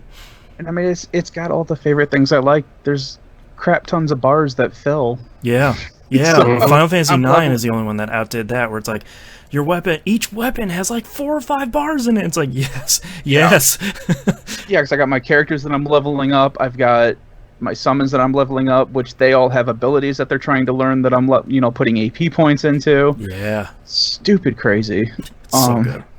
And the only other issue that I have is a porting issue where it feels like the timing with your controller and what's on screen is off by just a little bit. Oh, okay. Anytime that I've tried to do Squall's triggers, both his regular attack and his limit breaks, it seems to be off like just a little bit. Oh, and it's the old Rock Band on a LCD TV problem. Yeah. And I've been able to basically pinpoint when I have to actually hit it, as opposed to when the game's telling me to hit it. Mm-hmm. Because like I said, it's not off by a whole lot. It's just enough where, Like half a second. yeah, if you've played the original or if you think you remember how it should be, that's going to throw you off until you get used to it. Yeah. But I mean, now I don't have any issues with it. And if you don't like it, I don't know if this was in the original or not, but they have the ability where he'll auto do his limit breaks. Yeah, that was in the original, because Okay. it was like you can't crit, but all of them will be guaranteed non-critical hits. So Yeah. I've had that running just for a little bit, just to try it out to see what all it would do. But Yeah. I mean, I like the game. I like the story. Yeah. It's just weird. yeah. Yeah. I just Yeah. hate how much time I have to put in to prep triple triads so that I can play it the way I want to. Yeah. That's Yeah. kind of why I ignore triple triad in that one. The next game that I was playing was Demon Gaze 2. Mm. I am flying through this game now. And now that you figured out how to sort of, Yes. I was gonna say game the system, but it sounds like sort of use the system to your advantage. Yes. I think I've only got 3 or 4 more demons to grab before I'm at the end of the game, and 2 of them I believe are optional. Okay. So really, I just need to grab 2 more, and then I can move on to the last dungeon. Nice. But I'm really enjoying it. There haven't been as many roadblocks for me as there was when I was starting out, because Yeah. it felt like every time I would walk into a new dungeon, the game would just roll up its newspaper and just beat me to death with it. Right. But now I haven't died that often, so Good. it's really been helping me out. I've been having a lot of fun with it. Not a whole lot to say though, just getting more demons. I did remember, because it's been so long since I've played this game, this has one of those touch mechanics in it, where Oh. you bring the demons in for quote-unquote maintenance, Oh, and no. you have to touch certain parts of them, and then you bring up their percentage, and then you can go on a quote-unquote date, and then they no. unlock new abilities within themselves for you to be able to use in combat and It's all like that. Conception 2 all over again. Yep, and I completely forgot about it because I was going through my items and noticed that I've got like 35 maintenance crystals. I was like, what the heck are these even for? And then I looked them up and I'm like, oh, I completely forgot about this, and Oh, then went right, and did gross. it. And I'm like, yeah, and then I was like, oh, I remember why I completely forgot Yeah. about it. Because it sucks because a lot of their stronger abilities are hidden behind this. Mm. So you don't unlock their full potential until you've maxed out their rating, which is level 5 in this. Oh, So that kind of sucks. gross. But I've gotten by. If I just play like an old pervert, I've Right. been able to figure out where to be. Master Roshi over here I playing was Demon Gaze literally 2. the next words out of my mouth was going to be Nymph Master Roshi. Yeah. Damn you, Boston. Damn you. But outside of that, the game is still really enjoyable. That's Right. the one stain on it so far. Yeah. The next game I played is Mobile Suit Gundam Battle Operation 2. Okay, you might want to repeat that so Boston writes it down correctly. Yes, Mobile Suit Gundam Mm-hmm. Battle Operation 2. Battle Operation 2. Okay. I did not know that this was a thing that was coming out until I had gotten a random tweet from Bandai Namco, I believe it was, Mm-hmm. that had just said, hey, if you sign up, or, if you log into the game and play, you will unlock these 10 Gundams. Ooh, okay. I'm like, I don't even know what this is. So What is this thing? I looked it up, and apparently it is a free-to-play game that released on October 1st on the Oh, no. PlayStation 4. Oh, Oh, no. so this is different from the mobile Gundam game. Yes, because I Okay. thought maybe that's what that was. Sure. Because, like I said, had absolutely no clue what this game was. Oh. So I'm like, all right, cool. So I downloaded it, logged into it, and the first thing that I noticed is that this game looks like it's a PS3 game, Okay. which isn't necessarily bad. Sure. I mean, if you're coming here to check out individual Blades of Grass, that's not happening. Yeah, and unfortunately the Gundam games have never... The ones we get here have never had the largest budgets. Yes. Which this one does not. However, it seems to be working out really well. I haven't had any issues with it. When you start it up, you build your own pilot, create male, female, whatever. Mm-hmm. And then it runs you through a bunch of tutorials on, hey, this is how you pilot your Gundam. This is how you can get, taking points as you play team deathmatch. There's another one where you're capturing points. and then there's, I forget what the third one is off the top of my head because I haven't played it yet. And then it just kind of throws you in this little base, and it's like, all right, this is where you go to get your free dailies, and these are the missions that you can do, and go talk to this lady, do your sortie, and you're good to go. Wow. Okay. A lot of the free-to-play aspects, the things that you're paying for, is strictly cosmetic. Okay. They do have loot boxes. It's mostly cosmetic, but they also do the thing where there's some for you can get, this random batch of Gundams. If you already have one of these, it'll just improve the one that you have. So it's like star ratings and... Yeah. Yes. Okay. So you can level up your Gundams, you can equip them with stuff, you can change their gear. I've got 40 Gundam parts, and now I can have a level 4-star, whatever char drive. Yes. And they do all of these to scale. They have a random Gundam in your base. It's actually a Zaku that's standing there. And I built the tallest character that the game would let me, and their head doesn't even come up to their ankle. Wow. That's great. And during fights, you can get out of your Gundam and you can repair it, or you can fight as your pilot. Oh, jeez. I haven't tried that yet. I mean, I've gotten out to repair my Gundam. Sure. But I have not tried to do any of the fighting as a pilot, because apparently if you can get out before your Gundam blows up, and then you just do the Titanfall 2 thing where you're just kind of waiting and it'll drop in a new one for you to get into. Oh, okay. Because it's new, none of us have tried it yet that I have seen. And there's a lot of us getting used to the controls, because the controls, it's a third-person shooter. Oh. But nothing is set up like any of the shooters that you're used to.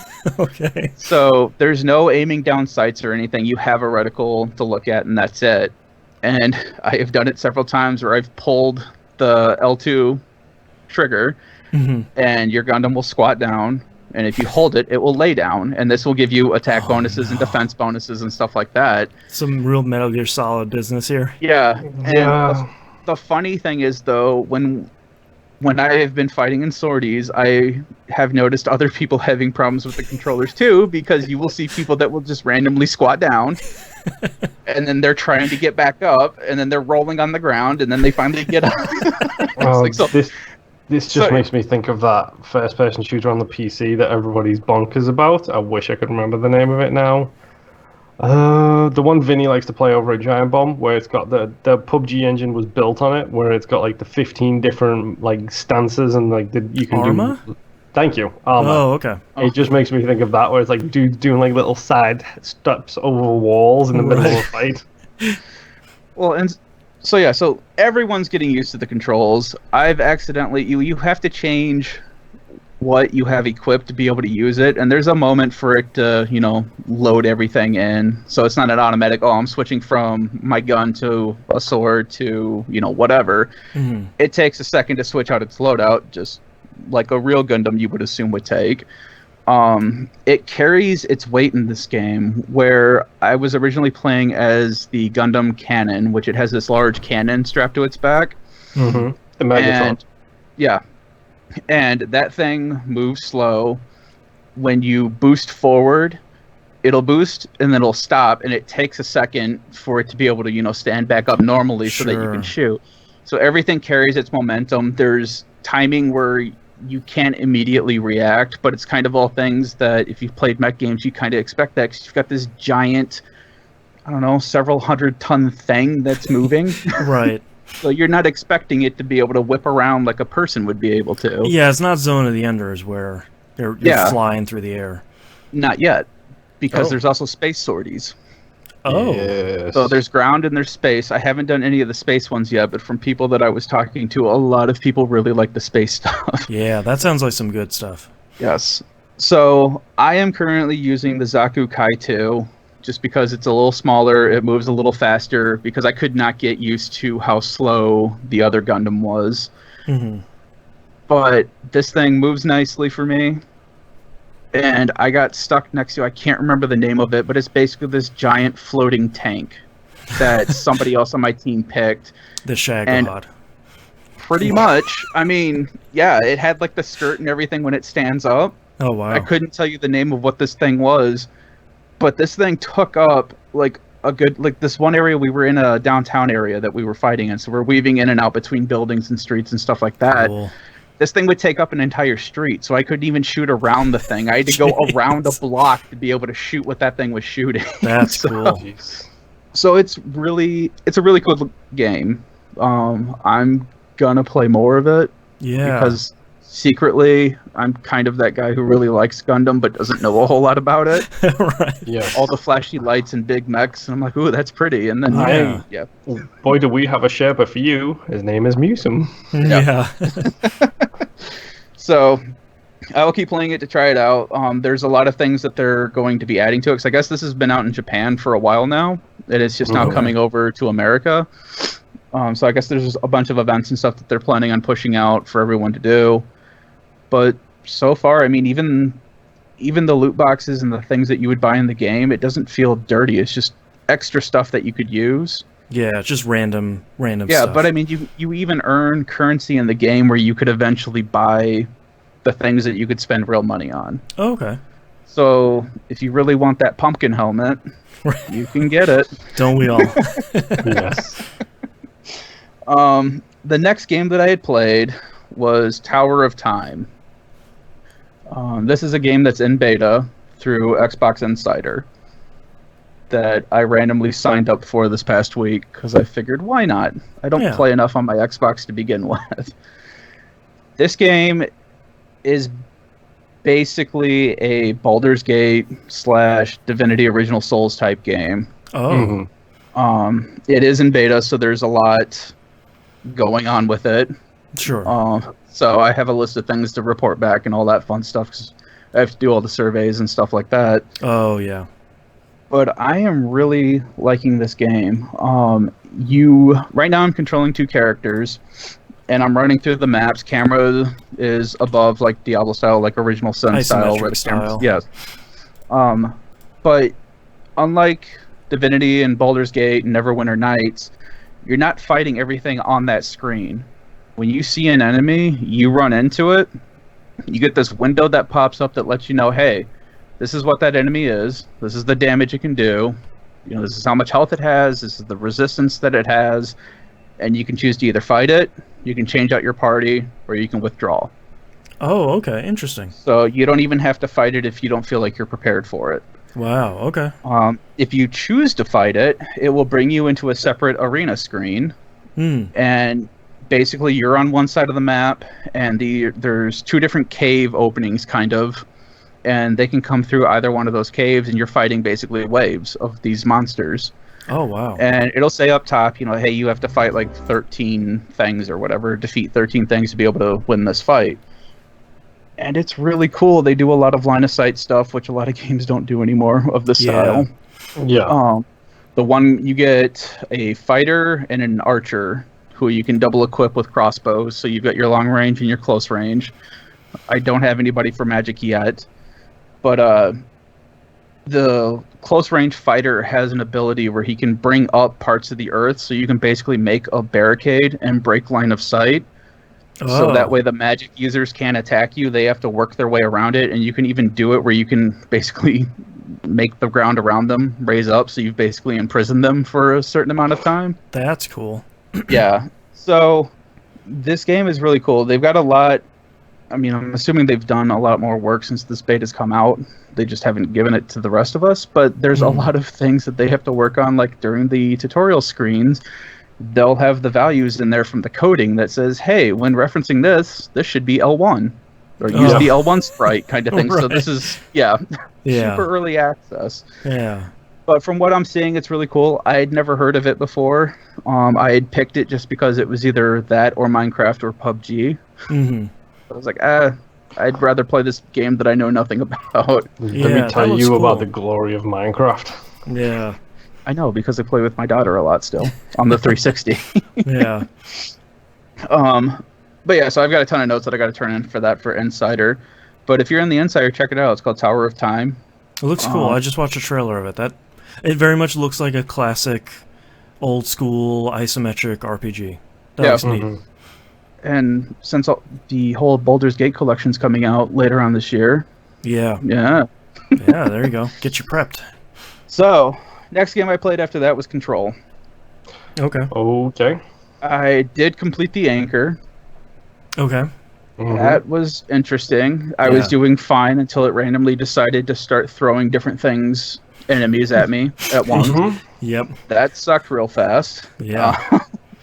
But I've completed the first round of altered items that you have to capture and take care of. And the cool thing is I've noticed that when you've taken care of these items, if you go back to... Oh, what's the hold that they call? It starts with a P. Pentaseum? Panopticon? Yeah, Panopticon. Yeah. When you capture these and you fix them, they show back up in the cells in there. Yep. Yeah, like the empty cells the anchor's, fill. Yeah, the anchor is back in its holding cell now. Yep. I did the stoplight. That was really good. Yep. That took one shot for me to realize what I had to do. Yep. And then the second area that it brings you to is a real pain because it was kind of hard to keep track of what it was doing and what I needed to be doing. So, and then I also did a couple Bureau alerts, which I had glitch out on me because, That sounds like fun. well, they glitched out for me in a good way because I had to protect 4 people, and it was in the mailroom, so I go running in there, and the countdown starts going. Nothing's happening. Okay. Well, my countdown's still going. So I'm like, I'm going to sit here. I'm not going to move. And I'm going to wait for this to go. It goes all the way through. I get the success for completing the alert. I'm like, all right, cool. And I walk out of the room, and that's when everything spawns in at once. Oh. Hell breaks loose in there. So I'm like, all right. So I go back in there because I was like, well, at this point, I might as well just get, the items and stuff that I need so I can finish up some of my upgrades. Yeah. And I was able to defend those 4 people that were in there still. Wow, nice. Yeah. But it was nice to not have the pressure of trying to keep them alive. Right. Yes. Because I'm not kidding. It threw a ton of, high-tiered enemies in that room all at once, which I don't think it was originally supposed to do. Yeah, spawning, 5 of those twirly guys, yeah. And it had one of those invisible things where it goes invisible until you get close to it. Yep, yeah. right. And then 2 healing globes, which I thoroughly hate those things. Yeah. I don't know which one I hate more. Yeah. Well, and so the second time I ran into one of those invisible things, you're in a small cramped area, and I had just gotten the levitation ability.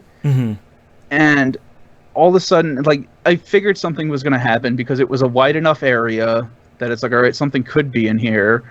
Nothing's happened in a while, so it's probably going to happen here. Yeah. And all of a sudden the screen turns red, and the first thing I do is levitate to the ceiling and try to figure out what the heck is going on, and nothing moves. I like that your natural response is just boop. So I have no clue what's going on. I just know that something is there. So I land on top of a generator as she falls, and I'm not seeing anything. All I can do is hear stuff. And finally, I'm like, well, I see, the air is kind of moving over there. It's shimmery. The problem is that when you're in an area that has a lot of the hiss, sometimes the air will just move because of spatial distortion crap. Yeah. It doesn't necessarily mean anything. So I'm like, well, I'm going to shoot it and see what happens. And I shot it, and that thing showed up, and I threw everything at it at once. So that kind of scared me a little bit. Didn't help that it was 3 a.m, but... Oh, yeah. Yeah, playing this game with a headset is both great and disastrous. Yeah. The sound noises, design on the that is hiss... insane. Yeah, Yeah, the noises they make in the background is really great with headphones on. especially when you hear them chanting in the background, and it doesn't necessarily mean anything, but it's still kind of creepy just to hear. It's that whole thing where it's you can just barely hear. It's outside of your range of hearing, just barely. You know it's there, but you can't make it out. You don't know what they're saying. It's just stupid creepy, but it's really a fun good. game. Yeah. So I'm gonna keep messing around with that.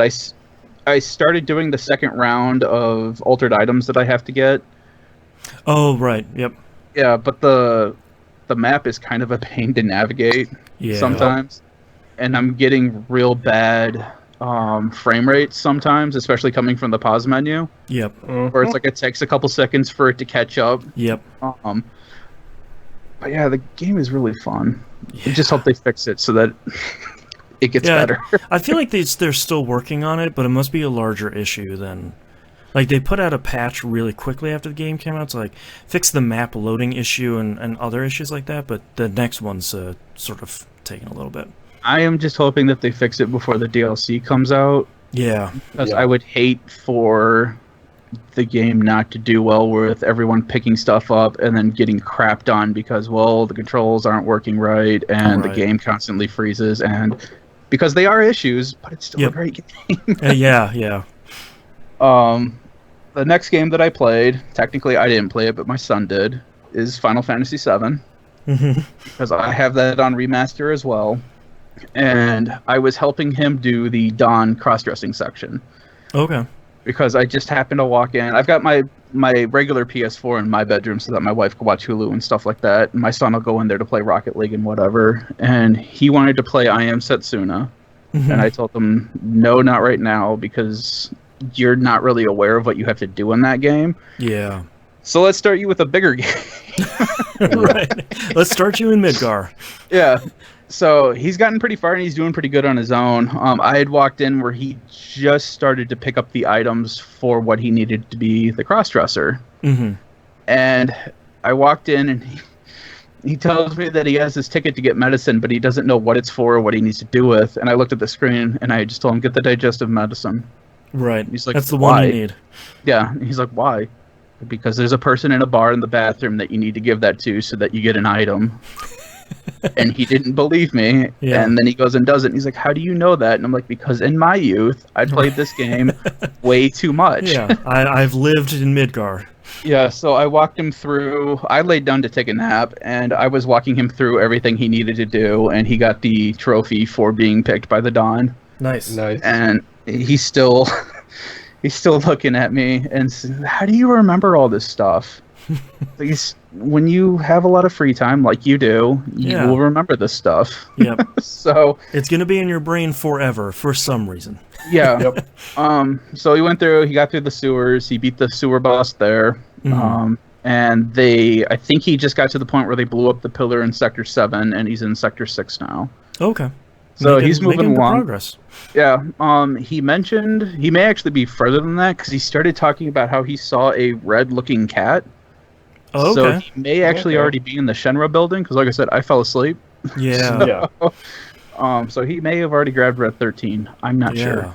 But he's making a lot of progress. He told me earlier that he really likes the game, and he's like, now I see why you really like the game. Yeah. It's like, you haven't even gotten to the good stuff yet. You're this like is still the intro.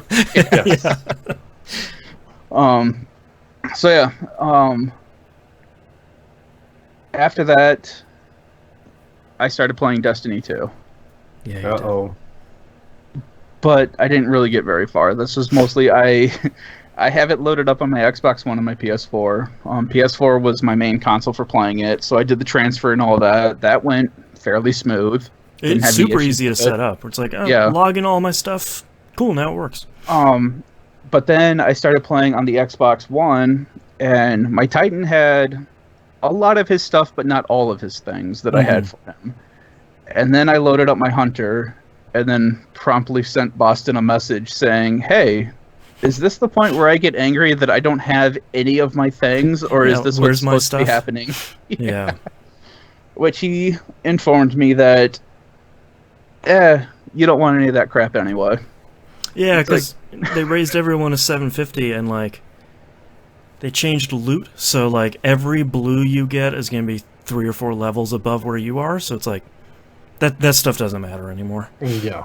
But I don't have my Gallahorn anymore. Yeah, well, that's... You know how hard I had to work for that stupid Gallahorn? I have bad news for you. I know. You know what? I had bad news because the day I finally got the Gallahorn for the first time, the following day they nerfed it to hell in a patch and made the drop rate a lot higher. Great. Yeah. So I'm used to getting bad news about that stupid rocket launcher. It happened to me with Hawkmoon in the first game, where it's like it was so good for so long, and they nerfed it, and like the next week I got it, and I was like, okay. Hawkmoon was really awesome. Hawkmoon was great. But so I played a little bit of it, not a whole lot. I basically started doing it again due to Boston's recommendation of trying it out again, and I told him that I would. And it's free. And it's free. And there were a bunch of people that I stream with on Mixer who were kind of interested in it, but didn't really know what to do with it.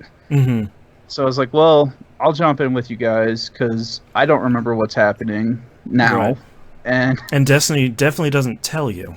No, because the three of us jumped in, and I'm looking at the tower, which I'd been in since D1. Yep. I have no clue what the hell's happening anymore. Yep. Yeah, it's sort of weird. Changed. I don't like change. It's weird because, like, if you didn't play the Destiny 2 vanilla campaign where, like, the tower gets destroyed and you're at the farm for the entirety of the campaign, and then, like, as soon as you beat the final boss, you get tossed into the new tower that they rebuilt, and it's like this big event. Instead, you do that first mission, you're like, yeah, wait, what?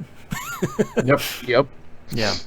So, all of us were confused. Yep. We ran around, shot some things.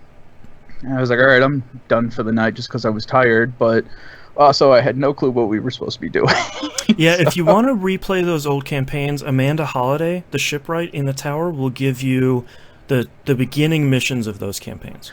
Well, and it said to go see Amanda, but I couldn't remember where she was at. Yeah. And the game doesn't have a map in it that I could it does. find. Where? Hit the hamburger button. I did hit that. It just brought up my ghost, and that was it. Hold it. Hold it, and it'll open up your map. No. Yes. No. Trust me. Destiny. Hold the button, and it'll open the map. Every destination has a map. Well, and that was the other thing, because they took up bounty missions, too. And I swear I dug through those menus for like 5-10 minutes before I finally figured out where bounty missions are sitting at now. That's the other button menu. Yeah, and even director. now, if I booted up the game, I'm not even sure I could get back to that menu right away. That's the 2 boxes button, the start button. Yeah. The game has a lot of menus. It is even more an RPG than before. But I mean, it looks pretty. The shooting still feels good. Yep. So I don't have still any fun real, to play. Yeah, I don't have any real issues with it. It's fun to play with other people. It is, in my past experience, it's never been a game that you should play by yourself. I play solo a lot. I have a lot of fun playing solo because I do a lot more stuff than a lot of people. Like I hunt a lot of triumphs on like the in-game achievements. So a lot of people are like, "Cool, I don't want to do that 30 or 40 times." I'm like, "Only 40 times? Hell yeah, let's do this." Yeah. So yeah, that's all I've been playing. What about you, Boston? I played. I'll talk a little more about the new stuff in Destiny 2 here in a minute. But I played more Shadow of the Tomb Raider. I hit the bad part.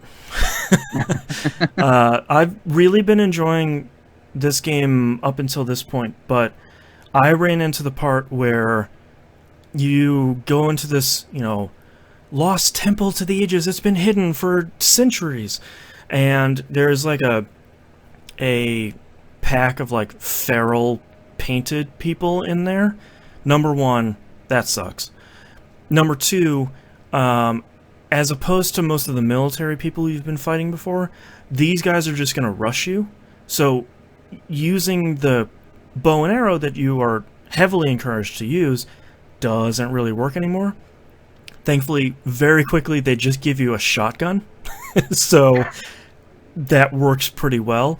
But it's really frustrating, and I don't know why games like this haven't learned this problem. If I'm in the middle of solving a puzzle where I'm moving entire sections of the area that I'm in, when I successfully move a piece, I don't want to fight a wave of enemies. If you want to give me a wave of enemies after I've finished the puzzle and I'm like just supposed to go through this door and they come out the door or whatever, totally fine. But if I like turn this thing so that water flows somewhere else, I don't want to fight a wave of guys. I just want to solve the puzzle. You have to do it within a time limit or else the puzzle will reset. No, thank goodness there isn't anything in this game so far like worse. that. Yeah, like that's always the worst, where it's like, kill these guys real quick because it's turning back on you. And so far, the puzzles have all been really great. These huge environmental puzzles, a lot of stuff where you have to decipher this puzzle, and you have notes in your journal that you have to inspect and manipulate and turn around and to solve the puzzles. Like, all that stuff is really good. It's just when they combine the two, it's not super great. I'm still not entirely sure where they're going with the story. The more story stuff they keep dumping on me, kind of the dumber it gets. So, yep. And the more characters they keep introducing, and I don't know. I really liked the second one. I have a feeling that this one's gonna get there, but I think it just keeps getting too big to be good. And I think Batman problem.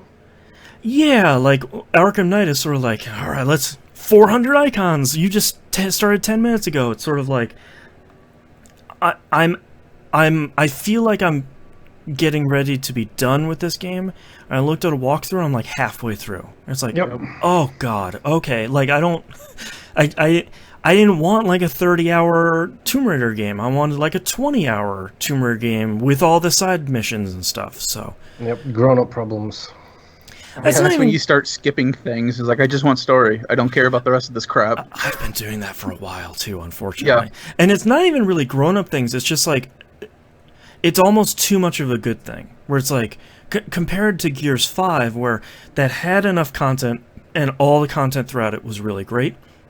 This has a lot of content, and all the content is pretty good, but it's not like Control. All of us had technical problems with Control, where it's like, cool, Control crashed. And I'm like, fire right back up, let's get right back in. Like, whatever, however long it takes to load. I don't necessarily feel like that with Shadow of the Tomb Raider. It's sort of like, cool, Shadow of the Tomb Raider crashed. I guess I'm done. Yeah. You know, I think that's a real bummer. So Destiny 2. We already talked a little bit about New Light. New Light is largely good. I think if you've been interested in trying out Destiny 2, it is legitimately free. You get the New Light vanilla campaign, Red War, and you get the first 2 expansions for free. So essentially year 1 of Destiny 2 is free. You get the vast majority of year 2, which is Forsaken and the annual pass stuff. You can explore the Tangled Shore and the Dreaming City, which you had to unlock through a bunch of extra stuff. I don't think you get the Forsaken campaign without purchasing it. I think it's like $13 right now, so it's certainly not super expensive. But you get to explore all the stuff, and you get to do a bunch of stuff. You can also explore the moon, but you can't do any of the missions on there, which makes sense because Shadowkeep just came out. So Shadowkeep is really great and reminds me a lot of Control. Okay. Because I don't know if you guys have seen the screenshots I've been posting on Twitter. There's a lot of shadowy, hunched over people that are floating in the air, and there's a lot of spooky, scary whispers happening a lot on the moon. Interesting. So instead of them being the hiss, they're the nightmares. I'm very happy that Destiny 2 is now finally starting to make good on the story that they've been building in Destiny 2 for about the last 2 years. If anyone, I don't want to spoil it, because there's a turn around a corner in the first mission of Shadowkeep that's incredible.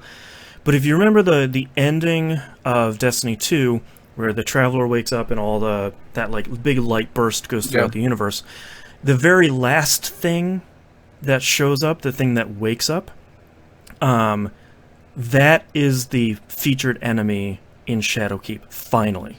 For the last year, they've been teasing that, where like the end of the storyline in each of the seasons that happened during the annual pass, there would be some reveal where it's like, look who's coming, wink, like, you know, they might be here soon.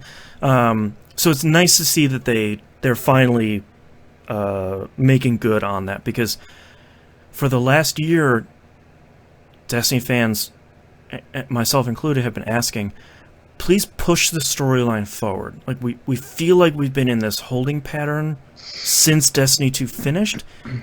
Just make some progress, at least a little bit. And thankfully Shadowkeep does and is. I played the campaign with TVGP alumnus and friend of the show, the Hannah.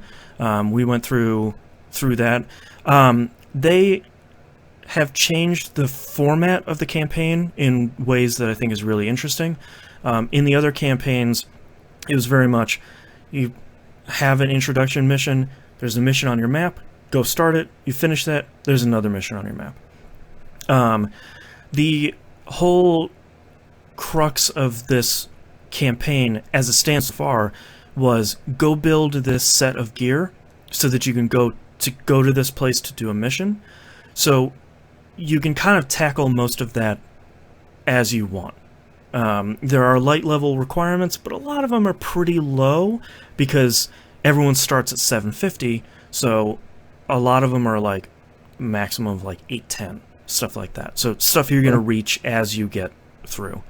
The campaign did end rather suddenly and kind of on a cliffhanger, but you get a thing in the final mission that you go give to professional spooky lady Eris Morn.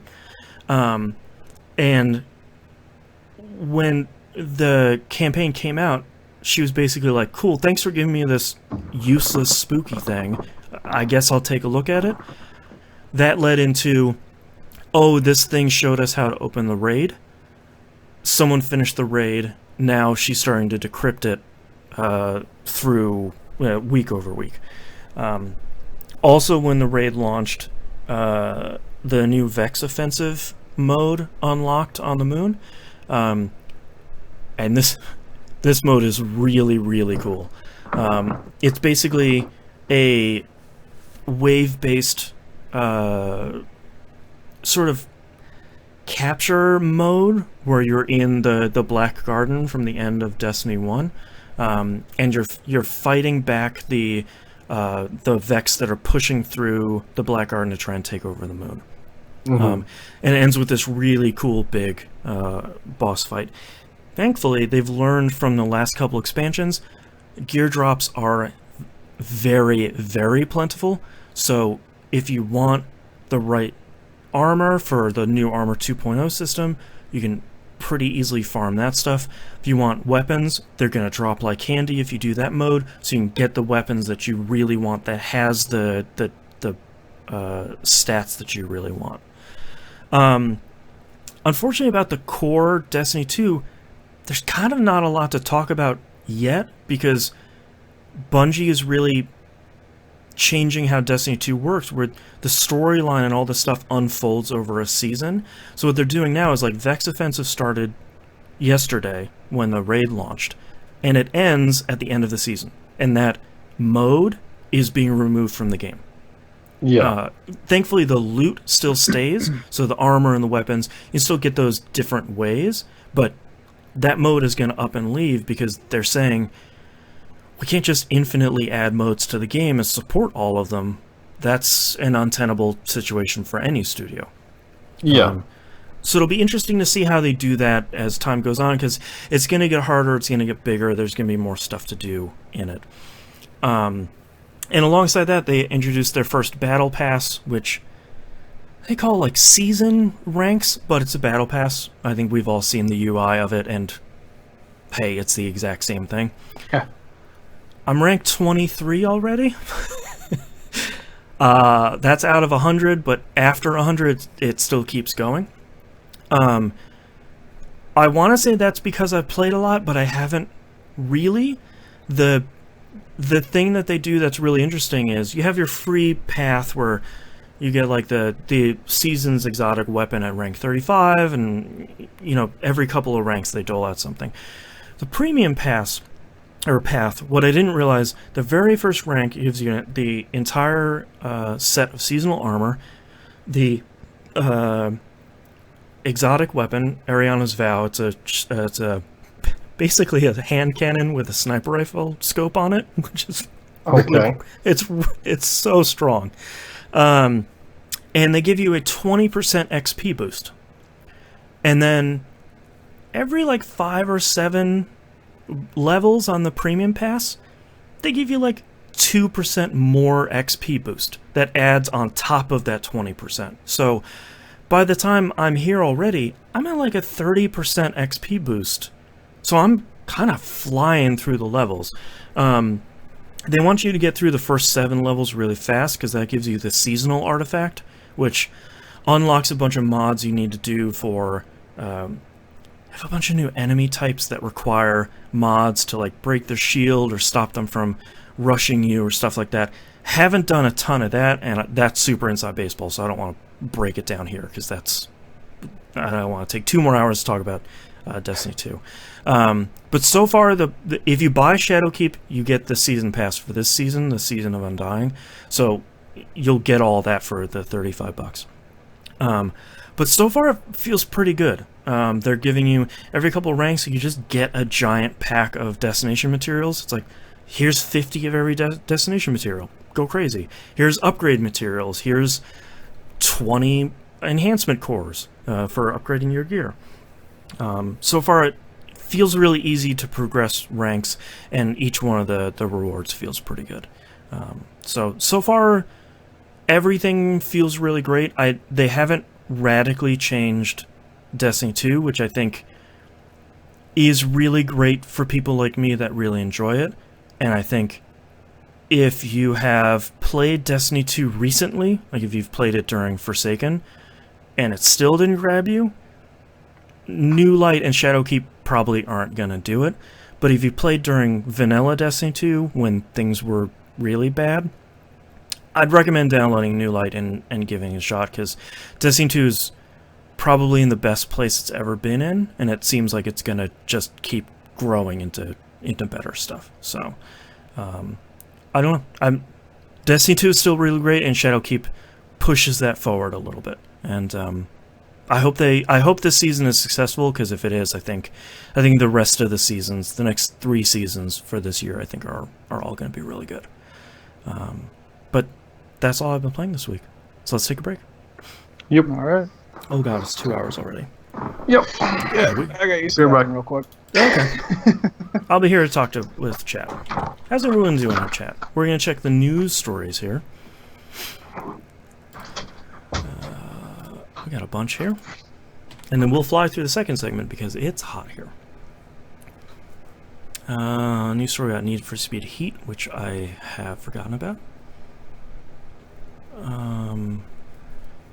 Lumberjack's Dynasty enters early access next month. Let's see what this game is called. Lumberjack's Dynasty. Okay. Well, let's see if I can see where. Whoops. Hi, that's me. Let's see if I have some scene that just has my monitor on it. Nope. Well, that's a bummer. Alright, hold on. Let me edit this so I can add that monitor so we can look at news stories together. There we go. Let's see, that's scene 7. Yes. Let's switch over there. Boop. There we go. Hi, everyone. Lumberjack's Dynasty. Let's watch this trailer.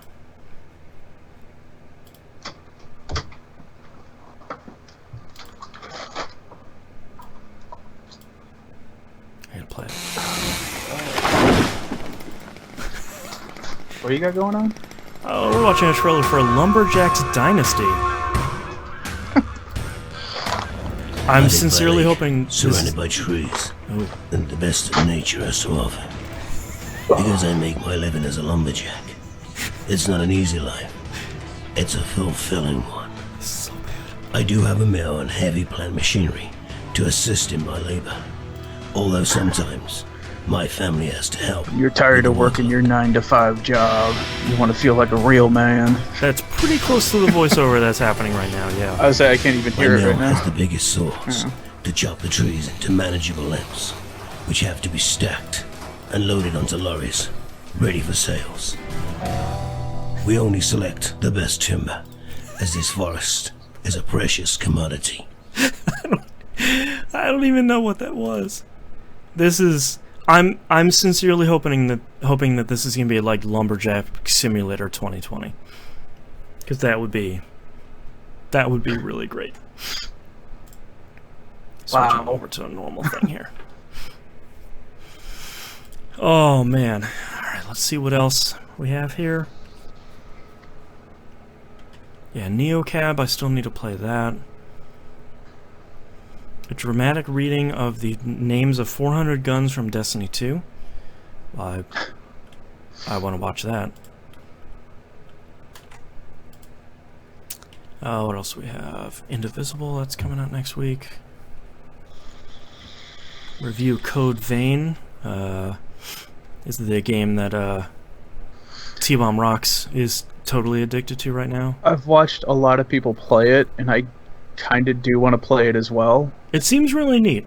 Destructoid gave it a 7.5. If it wasn't for the fact that I'm working with a budget this year, I would have bought it already. Yeah. Just because a lot of people that I watch on Mixer have been streaming it. Oh, okay. And it looks really good. Yeah, it looks really... I like how deep the character creator seems to be. Someone had made a... Oh God, what's her name? From Final Fantasy VIII, Quistis? Is that how you say her name? Quistis? Quistis? Yeah. They made a model of her in the game. Oh, that's cool. I saw someone made Zero from Drakengard 3. Yeah, I mean, you can do all kinds of crazy stuff with that creator. Yeah, it looks really great. Welcome back. Thank you. We've been recording forever, so you guys ready to wrap this thing up? Mm-hmm. Yep. Alright, starting in 3, 2, 1. Let's talk releases for the week of October 7th, 2019. Burger Time Party comes out for the Switch. This is a brand new multiplayer Burger Time game, but it's just Burger Time, which is a game I love, but... What's the point? It doesn't seem like they've modernized it, really, which is interesting. So... Weird. Yeah. Concrete Genie comes out for PS4. This is the game that Sony showed off at E3, I think, not this last year, but the year before that. The one where the kid scribbles stuff in his art book and it comes to life and had like VR controls and stuff. Okay. Yeah, that's finally coming out. That looks pretty cool. Trine 4 The Nightmare Prince comes out PC, Switch, PS4, and Xbox One. I thought that they were done after Trine 3 didn't really sell very well, so it's kind of nice to know that they're still putting out Trine games that I unfortunately will never get around to. Yep. Regrettably. Yeah. Indivisible comes out for PC, PS4, and Xbox One. This is the team that did Skullgirls. This is their RPG that they've been working on for a couple of years. I think it was a successful Kickstarter like 4 years ago or something. So that's finally coming out. That looks super cool. I'm super excited to play that. Yooka-Laylee and the Impossible Lair comes out PC, Switch, PS4, and Xbox One. This is the 2D Donkey Kong alike. The first one was 3D. This one's a 2D, that sort of 2D with you moving between the foreground and the background. Yeah. So it's like Tropical Freeze. Was that the Donkey Kong game on Wii U and Switch? That was the one on Wii U, yes. Yeah, very much like that. Frostpunk comes out on PS4 and Xbox One. Yep. This is a game I really wanted to try and I haven't gotten around to, and it coming on in consoles seems like a good place to try it. Sure does. It is coming out too late this year, though. Yep, sure is. Yeah. Grid comes out PC, PS4, and Xbox One. This isn't a remake or remaster. This is Codemasters relaunching Grid. Mm-hmm. So I haven't seen too much about this other than Codemasters saying we're bringing Grid back. So that's a great series. Yeah, that's kind of enough. So I'll check that out, but I'm not too sure about the specifics on that one. Killer Queen Black comes out on PC and Switch. This is the hit arcade game that you could only play in the arcades with like 4 people. They've changed that up to bring it home. Apparently, the Switch version is really good because I think it has 4-player support on it as well. Yep. And last but not least, Valfaris comes out PC, Switch, and PS4. This is the team that made that Slain Back from Hell game, that like metal action-adventure platforming game. They've made another one like that, and it looks really good. I would really recommend people watching the trailer for that. It looks fully insane and fully metal. So that's 2 check marks for me. News stories this week. PS Now drops to $10 a month, and they add a couple new games. They added the latest God of War, and they've added GTA 5. And $10 a month, $60 a year. It's like $25 quarterly. That's not bad. I mean, I think the one change that I would like to see them do is I would like for them to make it much clearer to me as someone who doesn't have the service which games are available for download and which aren't. Yeah. Because I'm not really interested in streaming the games, but for $10 a month, if you have a lot of high-profile games on there, that could be okay. I could get for that, you know. And people think competition is bad. They are down to $10 a month because of Game Pass and Stadia. Truthfully, I mean, and I would like to say also because of Uplay Plus, but probably not. But I mean, like, you're right. Like, in the face of something like Stadia being really cheap per month for like the regular plan, and Game Pass being a wild hit, and actually, on top of that, Apple Arcade and that Google Play Pass, both of those being huge hits right out of the gate too. I mean, Sony couldn't even $10 a month. It's sort of like, you're the priciest of the, like, you're 2 of these other ones, so you know, we'll see. It's interesting. Next news story: Sony has released their crossplay platform out of beta, sort of. So there was a Wired story this past week about PlayStation Now, and it also had a little snippet at the end from SIA CEO Jim Ryan, who basically said, like, yeah, you know, that's crossplay is out, and it's out of beta, so everyone can use it. And then people were saying, like, oh yeah, for real? And then Sony just stopped responding. So the same thing they've been doing for the past 2 years. The only thing that I'm hoping now is that whatever bits that developers need to hook into crossplay on Sony is now available, so people can just flip the, like Rocket League, they can just flip the switch again, because they've done that in the past to be cheeky about it. Now they can just do that, and Sony won't wag their finger and be like, wait a minute, hold on. We'll see. This is a way harder prospect than it should be. Sony, just let people do it and leave them alone. Yeah. Next news story here. We're wrapping up on a lawsuit we've been covering a little bit this year. It was between Randy Pitchford and Wade Callender, who used to work at Gearbox. Both of them accused each other of a whole bunch of stuff that we're not really going to go back over here now, because they have agreed to drop the lawsuit with prejudice, meaning that they cannot file. Neither party can file a lawsuit for the same claims in the future. So the press release says, quote, all misunderstandings between the parties have been corrected and apologies were exchanged. Because the parties are mutually bound by confidentiality, no additional statements will be forthcoming, end quote.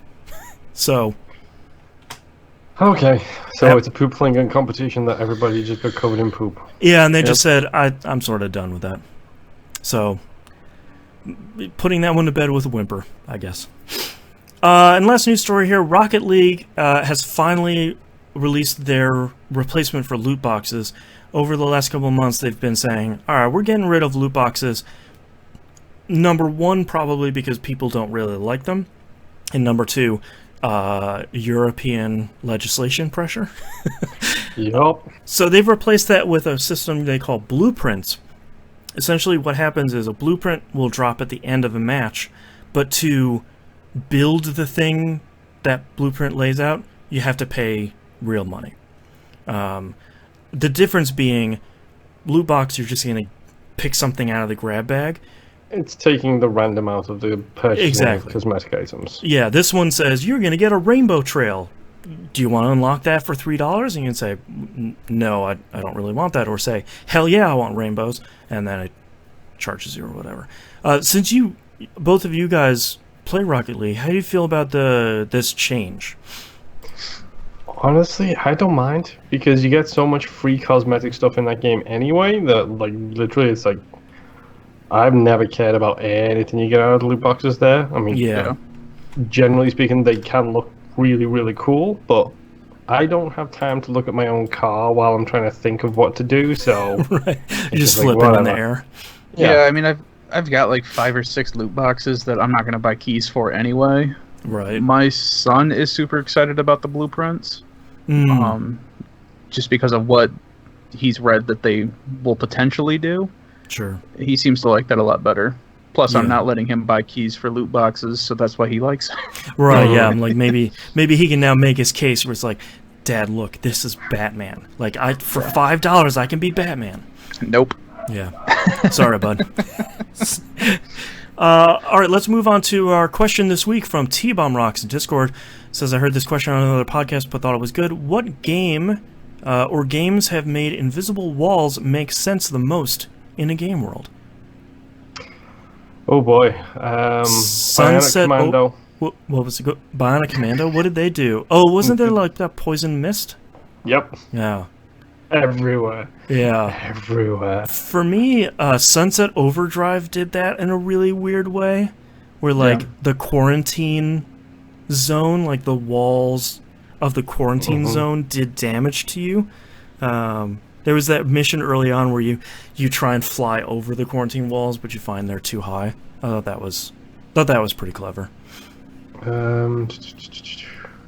don't know. Invisible walls have always been a weird thing for me because the game is trying to show you that the area you're in is bigger, but a lot of times it won't let you access those areas anyway because you're not supposed to, because they Right. never really built anything past the invisible wall, Right. which always to me was like, okay, why is there a street here if I can't run all the way up the street? Right. I know Astrotain did a lot of things where you would be in the city and there would be a collapsed bridge that was blocking you from going. Oh, okay. All right, that's Sure. cool. That makes You know, a lot more there's- sense. And you're investigating why that bridge collapsed. Right. So I mean, that's more tangible. That's fine, but just a lot of things. Like if you want to show me that the area I'm in is bigger than the area I can access, that just seems stupid because it's not really bigger than what I can access. I feel like the Yakuza games have done that really well, because it's like, here's the boundaries of the city, and like everything beyond that is just a big highway and some other city. Like, you don't even have to worry about going there. That's not Kamurocho. Yeah. And a lot of times too, a lot of the points when you'd reach them, it was so that you could get a taxi to go to a different area. Yes. Yeah, exactly. So I guess that right there makes more sense. yeah. but- Yeah, you at least build it into the world. Yeah. Yeah. I feel like we don't see a lot of invisible walls much anymore. In general, they're usually covered these days with natural geography. Yeah. Like, you'll have mountains, you'll have, cliff edges. Yeah, like, an they will impassable be- forest. There Yeah. will be things that are designed to keep you within a certain area, but they all make sense because, like, Red Faction, you get dumped into Red Faction Guerrilla, and it's like, here is the area that you are in, there is the barren wasteland of Mars, and this is a mountain. Yeah, exactly. Where it's like, you don't go over a mountain in this game. Yeah, you'll die. Yeah. Yeah, that's true. Yeah, because even in like Gears 5, in those open world things, it's just like, hey man, we're in a mountain area, and here's your open world, and there's mountains around you. So, It's Sorry. usually natural geography these days rather than just plain invisible walls. yeah, just like walk to the edge and you just smack into a pane of glass where it's like, sorry. Yeah, I can't think of anything I'm having trouble thinking. Sunset Overdrive is probably the most recent one I've thought that's had an invisible wall like that. Well, and bringing it back to Astro Chain too, there were also areas in there where you were investigating something and you couldn't go out of the investigation area. Oh, that makes sense. So if you tried to leave the area, there would be like this VR police tape thing that would pop up that was all neon colored that would say cannot go past this area, or That's whatever. They actually did it kind of funny with the crosswalks in that game, where you have to wait for the cars to stop going, and then the little VR thing will disappear and you can cross the street. But if you're still in the street when those close, you actually get fined. Oh, jeez. That's great. That's pretty good. Man. Yeah, I can't think of anything else. I mean, Breath of the Wild has invisible walls, but it pushes Link back into the world where it's like there's nothing beyond this point. Like Link decided not to explore because there's nothing else out here. Stuff like that. The wind in the desert, that kind of area. Yeah, but nothing super crazy. Well, and a lot of times too, if I remember right, that's pretty much just a really big island anyway. I don't really remember the western part of the map, but the eastern part of the map was basically just ocean. Yep. So you could go out there. You were just going to die because you didn't have any stamina from gliding and you couldn't swim back. So yeah, I think the western part was like the icy area and some of the mountain areas where like you can climb up there, but then the game's just like, sorry, there's nothing here. Like you don't even bother. So, yeah. All right, we've been recording forever, so this is our episode for this week. Thank you so much for listening. You can visit us at tvgp.tv. Everywhere to find and follow us on the right-hand side of the page, including the brand new merchandise store. Go buy the really dumb We Know shirt. It's so good. It's my pledge to bring you dumb shirts, so you can put our dumb stuff on your body. And just think of the conversation starter it will be. Yeah. Yeah. It's like Skyrim, but kind of not. Yeah.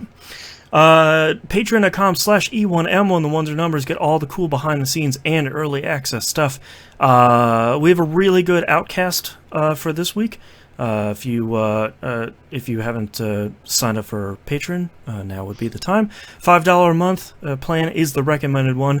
You get everything for that one. It's only $5 a month. Not per episode. That's super cheap.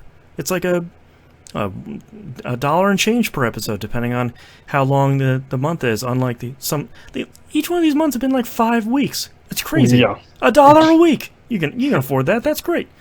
I don't know where I'm going. You are losing your mind. It's so hot in here. Game Club. We're playing Grow Home. We Roguelike It. You should listen to that. We're playing Galaxy. The Void, the dimensional, the thing with the thing. One of the versions we can never figure out. Not the S version. That's not the one we're playing for sure. And I think that's it. So we'll see you all next week. Bye. Bye. I can't even open the window because they started lawn work. Who does yard work on a Sunday, by the way? Everybody.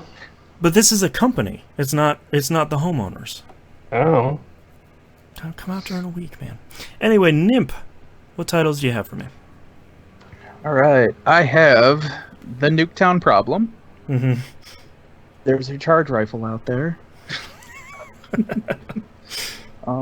Understandably, wink wink. Tetris is too stressful. I am Twinkle Toes. I have that one too, but I don't know if we'll use that. Moon's Achievement Reference Corner. Harmona Honk. Harmona Honk. Honk Like a Jerk. And Professional Spooky Lady. Professional Spooky Lady. She's very spooky. Alright, Moon, how about you? Already Dead. Space Grind. My Wife Loves Crypto. The Nuketown Problem. There's a charge rifle out there. The Great Cosmetic Controversy. Honk. Honk. Twinkle Toes. Master Roshi. Grown Up Problems. fully insane and fully metal or dumb stuff on your body? I have 2 vipers and an anaconda. My wife loves crypto. The Nuketown problem. A very generous bug. I am Twinkle Toes. Honk like a jerk. There's a charge rifle out there. Harmona honk and professional spooky lady. So I put a check mark next to my wife loves crypto, the Nuketown problem, I am Twinkle Toes, and there's a charge rifle out there. I like the Nuketown problem a lot. I think that's a good show title. Mm-hmm. I don't know. Harmona Hunk is pretty good too. Yeah, I'll check Harmona honk. I'd be okay with getting rid of Twinkle Toes. I think it's a fine title, but I don't think it's as strong as the other ones. Yeah.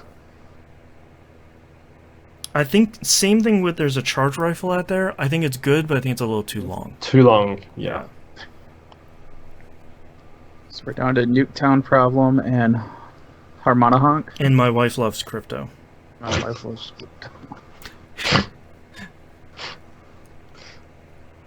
This could be taken in so many different ways. That's why I liked it, where it's like, does your wife just really love Bitcoin? Like, is she just walking around the house being like, Bitcoin, Bitcoin? Mm-hmm. I think the Nuketown problem and Harmona honk are really strong. So is my wife loves crypto. I'm good with either of the... Like, I like my wife loves crypto, but I think Nuketown problem and Harmona Hunk, it's between those two. I can agree with that. I think between those two, I would probably vote for the Nuketown problem. I think Harmona honk makes more sense in context. In context. Yeah. Yeah, I'm fine with that. Mm-hmm. Okay. I'm going to steal your joke. Okay. There's a Let me joke. know when you guys are ready. Yeah, Boston made it during the actual show. Oh. Oh, yeah. There we go. I know which one. Okay. I think I'm good. Okay, let's get started in 3, 2, 1. This is That Video Game Podcast, episode 624 for October 7th, 2019. The Nuketown problem. DE Dust 2. Everybody votes for it, but nobody really wants to play it. That's right. Alright, thank you so much, everyone, for joining us live. If you're watching us on Mixer, try again next week, man. Be cool. Just be cool. See you next week. Okay, Bye. Samuel L. Jackson. Yeah.